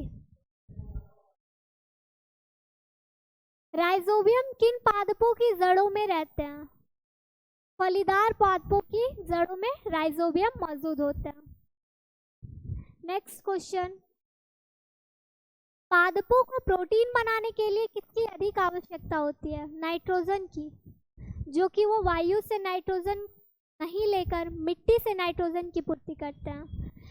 जो जीव एक दूसरे के साथ रहकर अपना आवास एवं पोषक तत्व एक दूसरे के साथ बांटते हैं, उनको हम लोग सहजीवी संबंध कहते हैं। नेक्स्ट क्वेश्चन, निम्न में से किसमें मृतजीवी पोषण होता है, ये क्वेश्चन रिपीटेड है, उपयुक्त सभी। पादप नाइट्रोजन को किस रूप में अवशोषित करते हैं, बताइए, विलय के रूप में, ये भी क्वेश्चन रिपीटेड है। नेक्स्ट है, पादपों को प्रोटीन बनाने के लिए किसकी अधिक आवश्यकता होती है, ये भी रिपीटेड है। फलीदार पादपों, ये भी रिपीटेड है। चलिए, कौन सा जीवाणु जो है वायुमंडलीय नाइट्रोजन को विलय पदार्थों में परिवर्तित कर देता है, तो जो राइजोबियम होता है वो जीवाणु वायुमंडलीय को नाइट्रोजन को विलय पदार्थों में परिवर्तित कर देता है। निम्न में से किसमें सहजीवी संबंध होता है, लाइकेन में, क्योंकि इसके पास शैवाल और कवक दोनों पाए जाते हैं। नेक्स्ट है, उर्वरक एवं खाद में कौन कौन से पादप पोषक होते हैं? फास्फोरस, पोटेशियम, नाइट्रोजन सभी होते हैं। चलिए अब नेक्स्ट चैप्टर में आते हैं, प्राणियों में पोषण। अभी हम लोग क्या जान रहे थे? पौधों में पोषण। अभी क्या पढ़ेंगे? प्राणियों में पोषण। तो देखते हैं इसमें कौन कौन सा क्वेश्चन है। अमाशय की आकृति कैसी होती है? ये मैं आप लोगों को क्लास में भी बताई थी कि अमाशय जो होती है वो यू शेप की होती है। अमीबा भोजन कैसे पकड़ता है? कशाविका से। पंजाल होता है जिसमें वो पादाप से, जिसमें वो अपने भोजन को क्या करता है? फंसा लेता है और भोजन को ग्रहण करता है।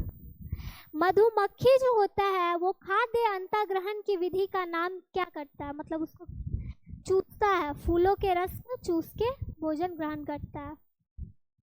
पाचन तंत्र के किस भाग में भोजन में कोई परिवर्तन नहीं होता है? तो पाचन तंत्र का जो ग्रसिका होता है यानी कि ग्रास नली होता है, उसमें भोजन जो सिर्फ आने और जाने का काम करती है, वहाँ पे भोजन का डाइजेशन नहीं होता है। नेक्स्ट है, कौन सा जानवर रोमंथी है यानी कि घास फूस खाने वाले? तो गाय ही जो है वो घास फूस खाते हैं। बिल्ली, चूहा, छिपकली ये सब तो नहीं खाते हैं घास। तो रोमांस कौन से हो जाएंगे? गाय। नेक्स्ट है, दंत क्षय का क्या कारण नहीं है? अगर ठंडे पे पिएंगे तब भी दंत क्षय होगा, मिठाइयाँ खाएंगे तब भी होगा, चॉकलेट खाएंगे तब भी होगा। यानी कि अगर हम सैलड खाते हैं तब हमारा दंत क्षय नहीं होगा। मनुष्य की पोषण प्रणाली विषम पोषण होती है। अमीबा किसका आहार करता है? सूक्ष्म जीवों का आहार कौन करता है? अमीबा। कौन करता है? अमीबा। छोटी आंत की लंबाई बताइए, सब मैं क्लास में बता चुकी हूँ। छोटी आंत की लंबाई कितनी होती है? 7.5 यानी कि 7.5 मीटर लंबी होती है। नेक्स्ट क्वेश्चन है, दस्त के कारण निर्जलीकरण से बचने के लिए क्या लेना चाहिए? चॉकलेट, पानी, मिठाई। पानी के साथ ORS का घोल यूज करना चाहिए। पौधे जो है वो अपने भोजन किसके द्वारा बनाते हैं? प्रकाश संश्लेषण के द्वारा भोजन में पौधों में भोजन की प्राप्ति होती है। अमाशय क्या साबित करता है? ये भी, ये भी, ये भी। इसीलिए इसका आंसर क्या हो जाएगा? इनमें से सभी। नेक्स्ट है, जो ORS का घोल होता है वो कौन सा घटक नहीं है? यानी उसमें पानी का भी मात्रा होता है, नमक का भी होता है, चीनी का भी होता है। नींबू के रस का मात्रा नहीं होता है, इसीलिए इसका आंसर क्या हो जाएगा? डी। जीवन के आधार पर दांत कितने प्रकार के होते हैं? 4 प्रकार के होते हैं। कितने? 4 types, molar, premolar, canine, incisor. पाचन में सबसे पहली प्रक्रिया कौन सी होती है? अंतःग्रहण होती है। पहले हम भोजन को मुंह में अंतःग्रहण करते हैं। नेक्स्ट, बड़ी आंत की लंबाई कितनी होती है? क्लास में भी बताए थे, 1.5 मीटर। जीभ का क्या कार्य होता है? भोजन में लाला रस को मिलाने में, भोजन को निगलने में, भोजन के स्वाद को अनुभव करने में। तो इसीलिए इसका आंसर ऑल ऑफ दिस। जटिल खाद्य पदार्थों को सरल पदार्थों में परिवर्तित करना क्या कहलाता है? विखंडन कहलाता है। क्या कहलाता? विखंडन कहलाता। जलीय प्राणी कौन कौन से हैं? इनमें से सभी क्या हैं? जलीय प्राणी हैं।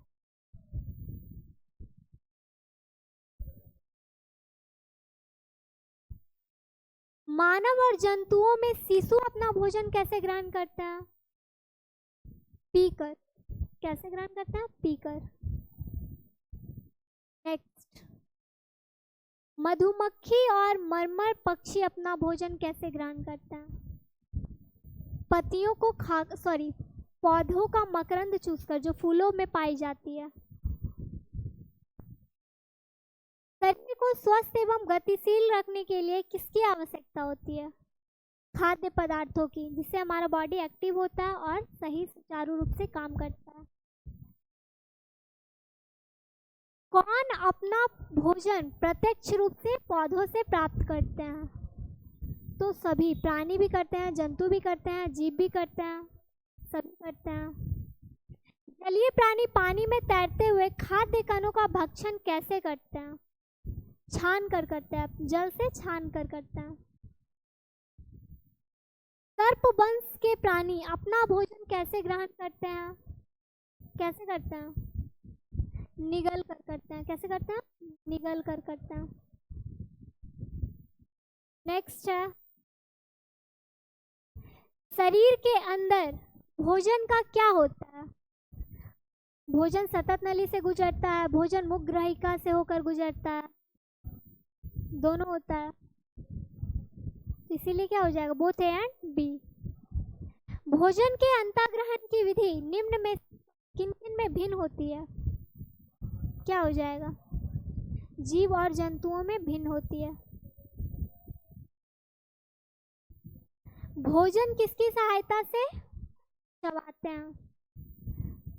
किसकी सहायता से? दांतों से चबाते हैं। पाचन नली से तो भोजन जाता है।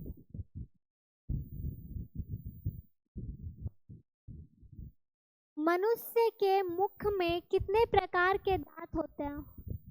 4 प्रकार के, अभी बताएं, molar, pre molar, canine, incisor. Next question, प्राणी अपना भोजन किसके द्वारा ग्रहण करता है? मुख द्वारा ग्रहण करता है। दांत किनके बीच अलग गर्तिका में धंसे होते हैं? किनके बीच होते हैं? मसूड़ों के बीच। किनके बीच? मसूड़ों के बीच। नेक्स्ट क्वेश्चन, आहार की विधियां कौन सी है? काटना, निगलना, चूसना, चबाना, छीलना, ये सब क्या है? आहार की विधियां। आहार नाल और संबंध ग्रंथियां मिलकर किसका निर्माण करती है? पाचन तंत्र का निर्माण करती है। शरीर के अंदर भोजन किस पाचन नली से गुजरता है? उस नली के विभिन्न भाग कौन कौन से हैं? छोटी आंत और बड़ी आंत, ग्रास्या, ग्रसिका, आमाशय, मुख ग्रहिका, ये सब क्या है? पाचन नली के भाग है। क्या है? पाचन नली के भाग है।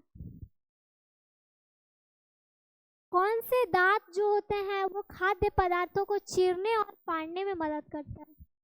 रदनक जो होते हैं ना, वे भोजन को चीरने और फाड़ने में मदद करते हैं। भोजन किस विधि द्वारा छोटे छोटे टुकड़ों में पीस जाता है? तो कौन सा विधि होता है? यांत्रिक विधि द्वारा वो पीस जाता है छोटे छोटे टुकड़ों में। जीव कौन सा अंग है? मांसल पेशियां हैं। क्या? मांसल पेशी। कृतक दांत का क्या कार्य होता है? कौन सा कार्य करता है? काटना, भोजन को काटना। लाल रस किसे कहते हैं? तो जो लार होता है उसी को लाला रस या लाल रस कहते हैं। क्षुद्रांत क्या है? इसकी भित्ति रस को स्रावित करती है, या यकृत एवं अग्नाशय से स्राव प्राप्त करती है, या कुंडलित नली होती है, यानी कि उपयुक्त सभी। अग्नाशय जो होता है वो कहाँ स्थित होता है? अग्नाशय कहाँ स्थित होता है? यह अमाशय के ठीक नीचे स्थित होता है। ये हम आप लोगों को क्लास में भी बताया है कि अग्नाशय जो होता है वो अमाशय के ठीक नीचे स्थित होता है। शरीर के उदर ऊपरी भाग में दाहिनी ओर जो कौन सी ग्रंथि अवस्थित होती है? बताइए। यकृत स्थित होती है। क्या होती है? यकृत स्थित होती है। नेक्स्ट क्वेश्चन है हमारा, सबसे मीठी शर्करा कौन सी होती है? फ्रक्टोज, जिसके कारण फल मीठा होता है, वो जो है वो सबसे मीठी शर्करा होती है। निम्न में से कौन सा दांत के प्रकार है? ये भी है, ये भी है, इनमें से सभी। मुख में कौन सी ग्रंथि होती है जो लार स्रावित करती है? लाला ग्रंथि, इसी को तो लार कहते हैं। नेक्स्ट है चबाने एवं पीसने वाला दांत कौन से दांत होते हैं, बताइए। जो बी और सी है ना, वो दोनों चबाने और पीसने का काम करते। नेक्स्ट क्वेश्चन है हमारा, निगला हुआ भोजन किस नली में जाता है, ए और बी दोनों में, ग्रास नली और ब्रसिका में, दोनों में जाता है। लाला रस जो होता है वो चावल के मंड को किस में बदल देता है, सरकरा में बदल देता है। किस में बदल देता है, सरकरा में बदल देता है।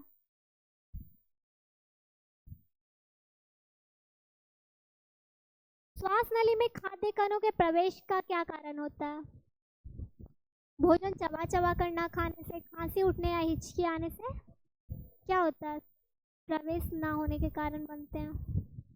नेक्स्ट है, जीभ द्वारा हमें किस स्वाद का अनुभव होता है, सारा, नमकीन, खट्टा, मीठा। भोजन के साथ आए जीवाणुओं को कौन नष्ट कर देता है, तो हमारे डाइजेस्टिव सिस्टम जब होता है हमारे शरीर में, तो हम उस टाइम में एक अम्ल का निर्माण होता है जिसको हम लोग हाइड्रोक्लोरिक अम्ल बोलते हैं। उसी की वजह से जीवाणुओं को वो नष्ट कर देता है।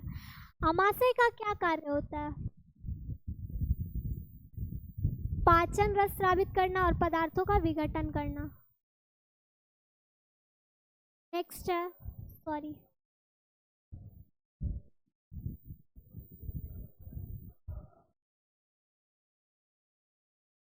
आमाशय की आंतरिक स्तर को कौन सुरक्षा प्रदान करता है, श्लेष्मा क्या करता है, सुरक्षा प्रदान करता है। आमाशय जो है वो आहार नल का चौड़ा भाग है, यू शेप की है, मोटी भित्ति वाली एक थैली नुमा संरचना है। आमाशय की आंतरिक सतह को किसको स्रावित करती है, श्लेष्मा को भी, पाचन रस को भी, हाइड्रोक्लोरिक अम्ल को भी, इसलिए इसका आंसर ऑल ऑफ दिस हो जाएगा। जीभ का उपयोग किस लिए किया जाता है, चखने के लिए, यानी कि टेस्टिंग के लिए। यकृत किस रंग की होती है, लाल और भूरे रंग की होती है। अमीनो अम्ल में कौन परिवर्तित करता है, होता है, प्रोटीन का परिवर्तन किस में होता है, अमीनो एसिड में होता है।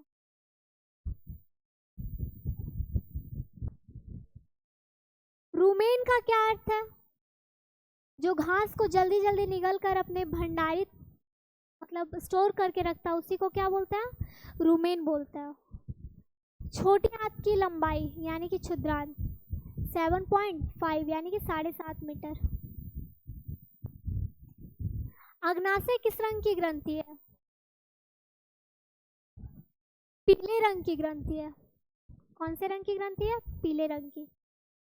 नेक्स्ट है, अग्नाशयिक रस किस पर क्रिया करता है, तो कार्बोहाइड्रेट्स और वसा दोनों के ऊपर क्रिया करता है। चलिए अब नेक्स्ट चैप्टर में हम लोग आते हैं जीवों में श्वसन। क्या है, जीवों में श्वसन, आइए देखते हैं।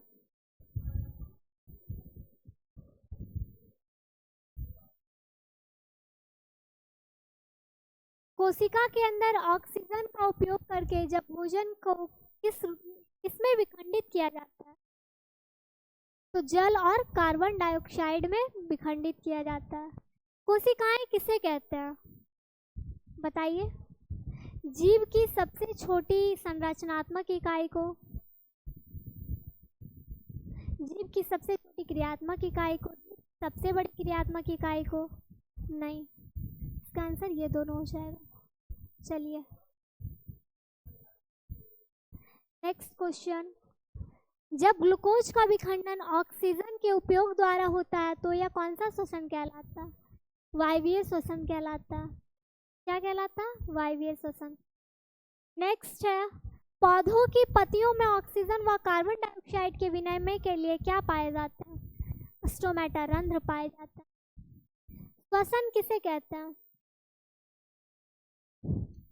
तो कार्बन डाइऑक्साइड का बाहर निकलना और ऑक्सीजन का अंदर जाना, ऑक्सीजन का अंदर जाना।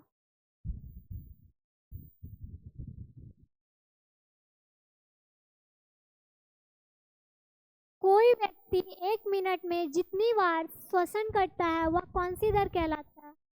श्वसन की दर है तो श्वसन दर कहलाएगी। उच्छ्वसन क्या है, मतलब उच्च श्वसन क्या है? कार्बन डाइऑक्साइड से समृद्ध वायु को शरीर से बाहर निकालना उच्च श्वसन कहलाता है। नेक्स्ट क्वेश्चन है, जीव जो वायु की अनुपस्थिति में जीवित रह सकते हैं वे क्या कहलाते हैं? अवायवीय जीव कहलाते हैं। क्या कहलाते हैं? अवायवीय जीव कहलाते हैं। अत्यधिक व्यायाम की ऐंठन से आराम पाने के लिए गर्म तेल की मालिश या गर्म पानी से स्नान करने में दर्द कम क्यों हो जाता है? क्योंकि लैक्टिक अम्ल जो होता है वो पिघलने लगता है। क्या होता है? लैक्टिक अम्ल पिघलने लगता है और ऑक्सीजन की आपूर्ति बढ़ने लगती है और रक्त का संचारण बढ़ने लगता है। इसीलिए इसका आंसर ऑल ऑफ दीज हो जाएगा। चलिए, अंतः श्वसन क्या है? ऑक्सीजन से समृद्ध वायु का शरीर के अंदर आना ही अंतः श्वसन कहलाता है। इनहेलेशन एक होता है एक्सहेलेशन और एक होता है इनहेलेशन।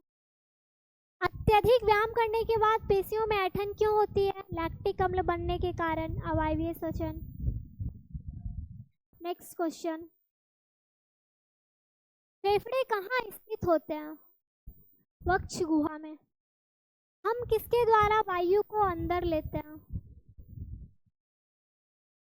बताइए। नाक के द्वारा, नथुनों के द्वारा। अंतः श्वसन के समय डायाफ्राम जो होता है वो किस ओर गति करता है?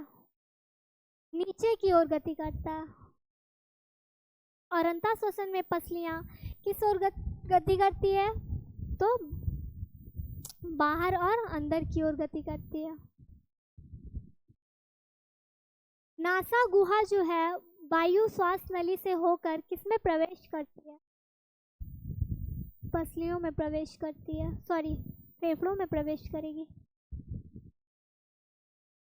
अधिक व्यायाम करने से में श्वसन दर कितनी दर तक बढ़ सकती है? 25 बार प्रति मिनट। 1 मिनट में प्रति मिनट 25 बार। नेक्स्ट क्वेश्चन है, ईस्ट जो है एक ऐसा कोशिका है जिसमें क्या होता है? अवायवीय श्वसन होता है। सामान्य स्थिति में मनुष्य की श्वास दर कितना होता है? 15 से 18 प्रति मिनट। नेक्स्ट क्वेश्चन, सभी जीवों को भोजन से ऊर्जा प्राप्त करने के लिए किसकी आवश्यकता होती है? श्वसन की आवश्यकता होती है। श्वसन के दौरान ही हम भोजन प्राप्त करते हैं और फिर हमें ऊर्जा मिलती है। अंतः श्वसन वायु नथुनों से सबसे पहले किसमें जाती है? नासा गुहा में जाती है।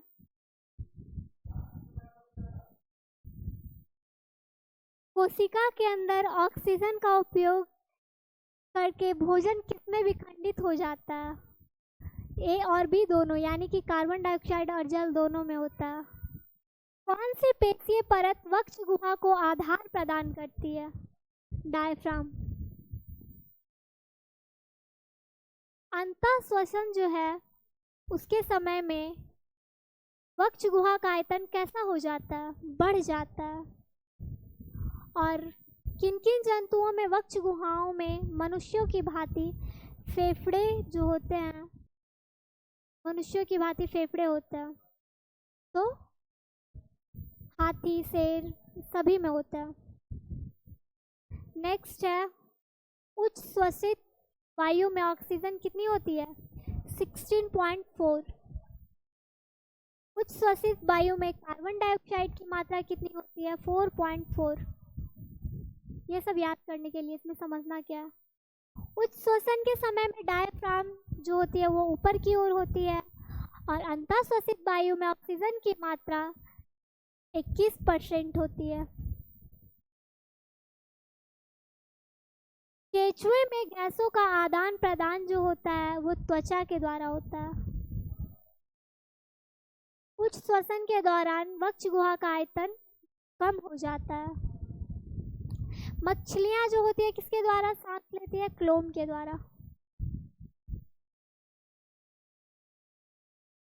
कॉकरोच के शरीर के पार्श्व भाग में छोटे छोटे छिद्र जो होते हैं वो क्या कहलाते हैं? श्वास रंध्र कहलाते हैं। मेढक श्वसन किसके द्वारा करता है? बताइए। त्वचा और फुसफुस द्वारा करता है। नेक्स्ट क्वेश्चन, अंतःश्वसित वायु में कार्बन डाइऑक्साइड कितनी होती है? 0.04% होती है। नेक्स्ट है, जीव की प्रत्येक कोशिका निम्न में से कौन कौन से कार्यों को संपादित करने में भूमिका निभाती है? तो पोषण करने में, परिवहन करने में, जनन करने में, यानी कि इनमें से सभी। कीटों में गैस के विनिमय के लिए नालियों का जाल क्या कहलाता है? श्वास प्रणाल कहलाता है। उच्च श्वसन के समय जो पसलियां होती है वो किस ओर गति करती है? तो नीचे की ओर और अंदर की ओर। जीवों में ऑक्सीजन प्राप्त करना क्या कहलाता है? श्वसन कहलाता है। ऑक्सीजन की अनुपस्थिति में भोजन का विखंडित श्वसन अवायवीय श्वसन कहलाता है। अब नेक्स्ट है नेक्स्ट चैप्टर, जो कि हम लोग नेक्स्ट वीडियो में देखेंगे। तब तक के लिए आप लोग बने रहिए, और अगर कोई डाउट हो तो पूछ लीजिएगा, और मैं उन डाउट्स को आप लोगों के साथ क्लियर करूँगी। ठीक है, जब तक के लिए बाय।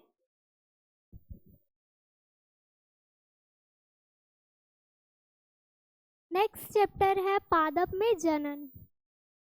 इसका फर्स्ट क्वेश्चन है, अधिकांश पादपों में क्या पाया जाता है? मूल यानी कि जड़, तना, पत्तियां। सभी पौधे में तो ये तीनों पाए ही जाते हैं, तो इसका आंसर क्या हो जाएगा? उपयुक्त सभी। काइट जो है वो किसका अंग नहीं है?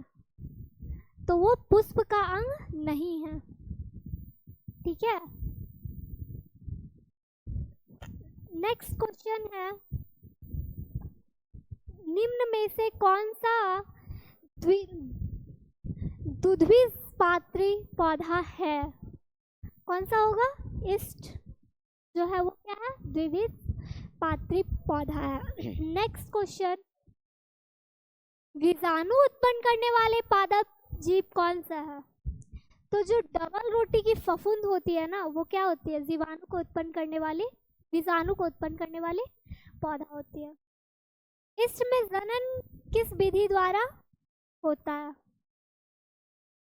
मुकुलन। किसके द्वारा होता है? मुकुलन। नेक्स्ट क्वेश्चन है, जिन पुष्पों में पुंकेसर और स्त्री केसर दोनों होते हैं उनको क्या कहते हैं? द्विलिंगी पुष्प कहते हैं। क्या कहते हैं? द्विलिंगी पुष्प। निम्न में से कौन सा पादप का कायिक अंग है? तो जड़, तने, पत्ते सब क्या है? कायिक अंग है। पुष्प पादप में किसका कार्य करता है? पुष्प जो है वो जनन का कार्य करता है और नए पौधे का निर्माण करता है। नेक्स्ट है,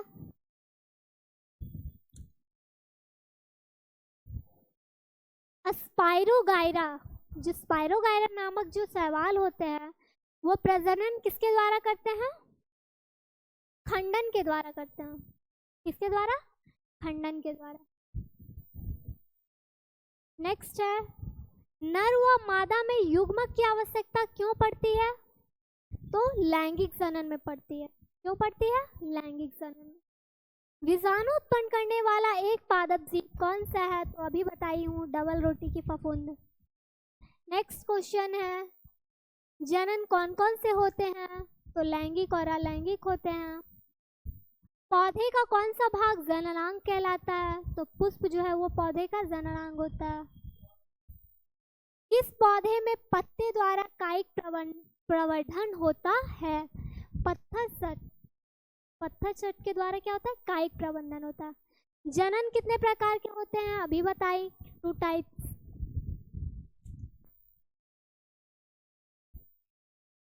हल्दी जो है वो क्या है? एक जड़ है, तना नहीं है। क्या है? जड़ है। परिपक्व होने पर अंडाशय किस रूप में विकसित हो जाते हैं? फल में विकसित हो जाते हैं। नेक्स्ट है द्विलिंगी पुष्प जो होते हैं उनमें कौन से पौधे शामिल होते हैं? पिटूनिया, गुलाब, सरसों, सभी क्या है? द्विलिंगी पुष्प है। All of this. ऐसे पुष्प जिनमें या तो पुंकेसर हो या स्त्रीकेसर हो उन्हें क्या कहते हैं?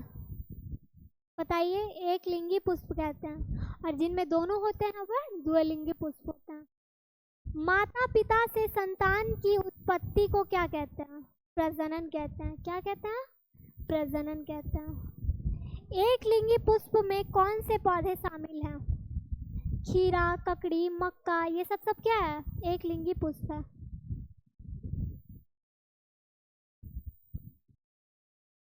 द्विलिंगी पुष्प कौन कौन से होते हैं? तो गुलाब, सरसों, ये सब क्या है? द्विलिंगी पुष्प होता है। नेक्स्ट क्वेश्चन है हमारा, अधिकांश पादपों में क्या पाया जाता है? अभी बताया। निम्न में से कौन सा पादप का कायिक अंग है? ये भी बताइए। नेक्स्ट क्वेश्चन है, नारियल का फल जल द्वारा बीज का प्रकीर्णन करता है। ठीक है। नेक्स्ट क्वेश्चन, निम्न में से कौन सा, ये भी अभी बताए थे ना, किस पौधे में नर युग्मक स्थित होता है? तो पराग कोश में। नेक्स्ट है, पादपों के नवोद्भिद में स्पर्धा के लिए क्या नहीं पाई जाती है? मृदा। क्या नहीं पाई जाती है? मृदा। नेक्स्ट है, नर और मादा के युग्मक के युग्मन का प्रकर्म क्या कहलाता है? निषेचन कहलाता है। नेक्स्ट है, गुलाब और गन्ने में कौन सी कायिक विधि होती है? कलम लगाना, इसकी कलमी लगाई जाती है। नेक्स्ट क्वेश्चन, जो जैंथियम के बीज जो होते हैं वे क्या होते हैं? हल्के एवं पंख रोम युक्त नहीं होते हैं। नेक्स्ट क्वेश्चन, पराग कणों का परागकोश से पुष्प के वर्तिकाग्र पर स्थानांतरण क्या कहलाता है? परागन कहलाता है। किस पादप में कलम द्वारा पादप विकसित होता है? गुलाब में नहीं, चंपा में नहीं, गन्ने में नहीं, गलत, अजूबा में। नेक्स्ट क्वेश्चन, पादपों में नवोद्भिद के लिए क्या नहीं पाई जाती है? मृदा, ये अभी बता चुकी हूँ। जो मटर होता है वो क्या होता है? द्विलिंगी पुष्प होता है। इसी पे मेंडल ने अपना प्रयोग किया था। चलिए नेक्स्ट है, परागन जो होते हैं वे दो प्रकार के होते हैं। कितने प्रकार के होते हैं? दो प्रकार के होते हैं। इनमें से स्त्रीकेसर का भाग कौन सा है? अंडाशय। अंडाशय जो है वो क्या है? स्त्रीकेसर का भाग है। नेक्स्ट क्वेश्चन, किसमें मादा युग्मक होता है? तो अंडाशय में होता है। और जो क्या बोलते हैं, एरंड और बलसम के जो पौधे होते हैं, फल होते हैं, झटके के साथ फटते हैं और फिर फल प्राप्त होता है। एक मिनट, किस पौधे में बीजाणु द्वारा जनन होता है? फल में, मांस में, कवक में, यानी कि इन सभी में। नेक्स्ट क्वेश्चन, पुष्प में नर जननांग कौन सा है? तो पुंकेसर। और एक लिंगी पुष्प कौन सा है? तो मक्का। नेक्स्ट क्वेश्चन, क और खा, यानी कि शकरकंद और डहेलिया जो होता है ना वो जड़ों द्वारा जनन करता है। ठीक है। इसमें पौधे का नर युग्मक स्थित होता है। किसमें होता है बताइए? पराग कोश में क्या होता है? नर युग्मक स्थित होता है। नेक्स्ट क्वेश्चन, स्पाइरोगाइरा नामक शैवाल में प्रजनन किसके द्वारा होता है? खंडन के द्वारा होता है। चलिए नेक्स्ट आइए, नेक्स्ट चैप्टर में अब जो कि है वन, हमारी जीवन रेखा, ये देखते हैं। फर्स्ट क्वेश्चन, रात्रि में चंद्रमा के घटते कर्म से ना दिखाई देना क्या कहलाता है? रात्रि में चंद्रमा के घटते कर्म से ना दिखाई देना क्या कहलाता है? चंद्र ग्रहण यानी कि चंद्र का पूर्ण दिखाई देना। ग्रह जो होते हैं वो कौन से होते हैं? जो टिमटिमाते नहीं हैं। तो जो टिमटिमाते हैं वो क्या हो जाएंगे? ग्रह हो जाएंगे, होते हैं। पृथ्वी की एक परिक्रमा अपने अक्ष पर एक घूर्णन द्वारा कौन तय करता है? तो सूर्य, यानी कि सूर्य जो है पृथ्वी के चारों ओर घूमती है। पृथ्वी किसकी परिक्रमा करती है? सूर्य के चारों ओर घूमती है। निम्नलिखित में से कौन जो है वो सौर मंडल का सदस्य नहीं है? तो कौन सा नहीं है? नक्षत्र। चंद्रमा पर क्या नहीं होता है? जल और वायुमंडल नहीं होता, बट अब वो भी पॉसिबल है। नील आर्मस्ट्रॉन्ग ने चंद्रमा पर कदम कब रखा था? बताइए, कब रखा था? 21 जुलाई 1969, 21 जुलाई 1969 को फर्स्ट कदम रखा था। चंद्रमा के प्रदीप्त की विभिन्न आकृतियों को क्या कहते हैं?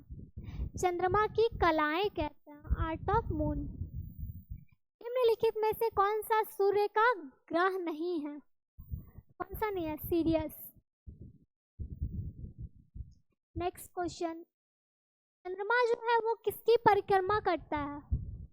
पृथ्वी की। किसकी करता है? पृथ्वी की। किस स्थान से देखने पर चंद्रमा का सूर्य द्वारा प्रदीप्त भाग आकार में घटता है? पीछे से देखने पर। आकाश में अत्यधिक संख्या में क्या दिखाई देता है? तारे। क्या दिखाई देता है? तारे। रात्रि के आकाश में सबसे अधिक प्रदीप्त पिंड कौन सा है? चंद्रमा, मून। नेक्स्ट क्वेश्चन, जब चंद्रमा की पूर्ण चक्रिका दिखाई देती है तो उस दिन को पूर्णिमा कहते हैं, यानी कि पूर्ण चांद का दिखाई देना पूर्णिमा होता है। एक पूर्णिमा से दूसरी पूर्णिमा के कैलेंडर को क्या कहते हैं? एक अवधि कहते हैं। क्या कहते हैं? एक अवधि कहते हैं। अंतरिक्ष में प्रत्येक वस्तु को क्या कहा जाता है? खगोलीय पिंड कहा जाता है। क्या कहा जाता है? खगोलीय पिंड कहा जाता है। नेक्स्ट है, चंद्रमा पृथ्वी के चारों ओर अपना एक चक्कर पूरा करता है 27 दिन में। कितने दिन में? 27 डेज। खगोलीय पिंडों के अध्ययन को क्या कहते हैं? खगोल विज्ञान कहते हैं, एस्ट्रो साइंस, एस्ट्रोलॉजी। चांद पर कदम रखने वाले पहले व्यक्ति कौन थे? Neil Armstrong. पृथ्वी से सूर्य की लगभग कितनी दूरी है? 15 करोड़ किलोमीटर। ये सब 30 पॉइंट है, याद रखने वाली बात है। सूर्य के बाद पृथ्वी से निकटतम तारा कौन है? Proxima Centauri. सबसे अधिक चंद्रमा वाले ग्रह का नाम क्या है? बृहस्पति। क्या है? बृहस्पति। चलिए नेक्स्ट, सॉरी, नेक्स्ट है, लंबी दूरी पर तारों और ग्रहों के बीच दूरी को मापने के लिए इकाई क्या है? क्या है? प्रकाश वर्ष। अंतरिक्ष वस्तुओं को देखने के लिए किस उपकरण का उपयोग किया जाता है? दूरदर्शी का, यानी कि माइक्रोस्कोप। उस ग्रह का नाम बताइए जिनके चारों ओर वलय है। तो शनि के चारों ओर क्या है? वलय है। जिस ग्रह पर जीवन है उसका क्या नाम है? पृथ्वी। पृथ्वी पर ही तो जीना संभव है। खगोलीय पिंड कौन से हैं? तो चंद्रमा के अन्य पिंड, ग्रह, तारे, ये सभी क्या है? खगोलीय पिंड है। भारतीय अंतरिक्ष अनुसंधान संगठन का क्या नाम है? इसरो। क्या है? इसरो। अंतरिक्ष से पृथ्वी की सतह पर गिरने वाली वस्तुओं को क्या कहा जाता है? उल्का पिंड। क्या कहा जाता है? उल्का पिंड। चलिए नेक्स्ट है अब हमारा अपशिष्ट जल की कहानी। आइए इसमें देखते हैं क्या क्वेश्चन है। शुष्क आपंक जो होता है किस चीज में काम आता है? खाद के काम में आता है। ठीक है। जागरूक नागरिक का क्या कर्तव्य है? स्वायत्त संस्थाओं को विषम परिस्थितियों के बारे में आगाह करने की, मतलब जानकारी देने की। अकार्बनिक अशुद्धियां जो होती है कौन कौन सी होती है?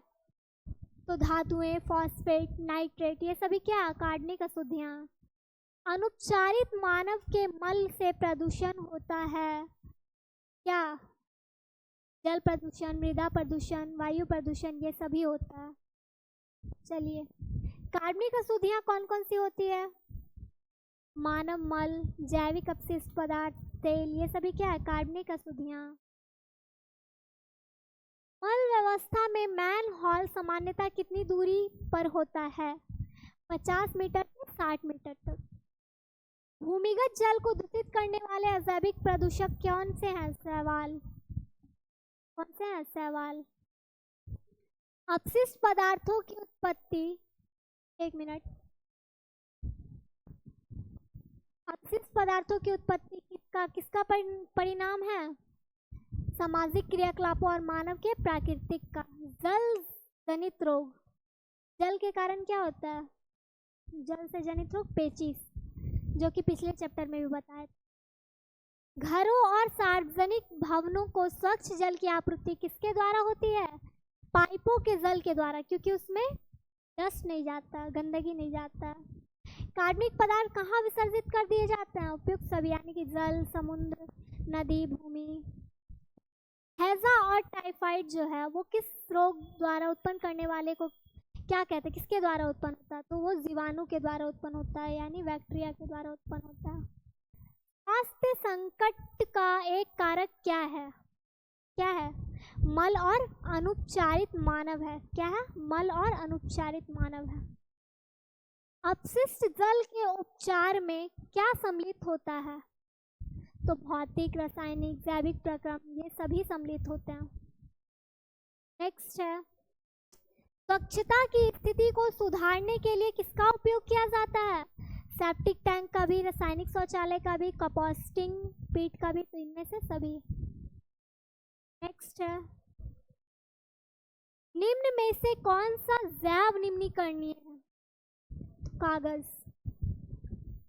मानव जाति विशेषकर ग्रामीण बालिकाओं व महिलाओं के लिए गंभीर समस्या है, क्योंकि जल लाने के लिए पैदल चलना।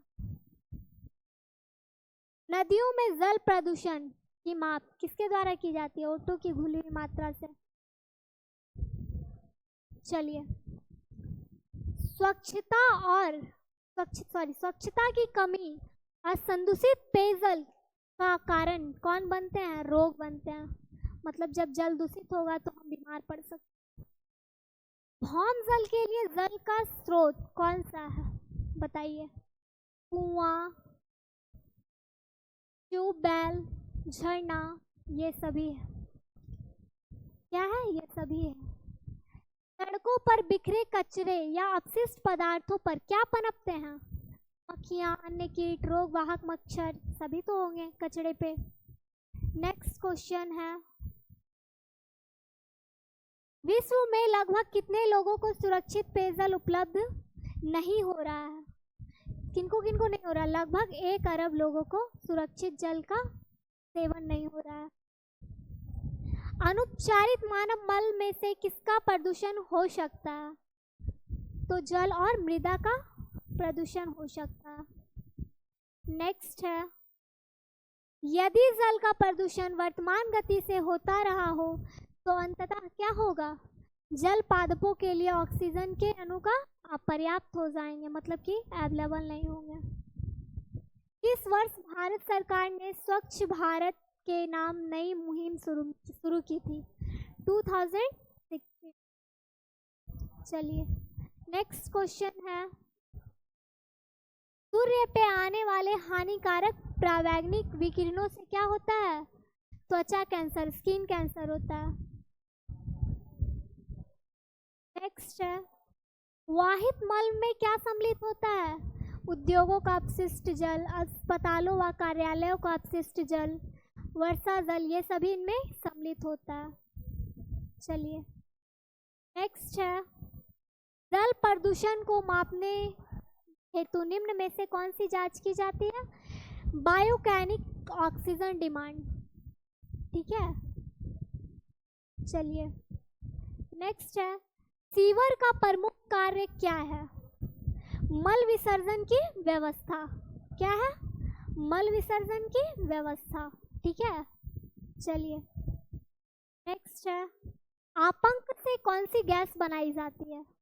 बताइए, आपंक से कौन सी गैस बनाई जाएगी? ऑक्सीजन, कार्बन डाइऑक्साइड, जैव गैस। तो कौन सी? जैव गैस। सक्रियता आपंक लगभग 97% होता है। कितना होता है? 97%।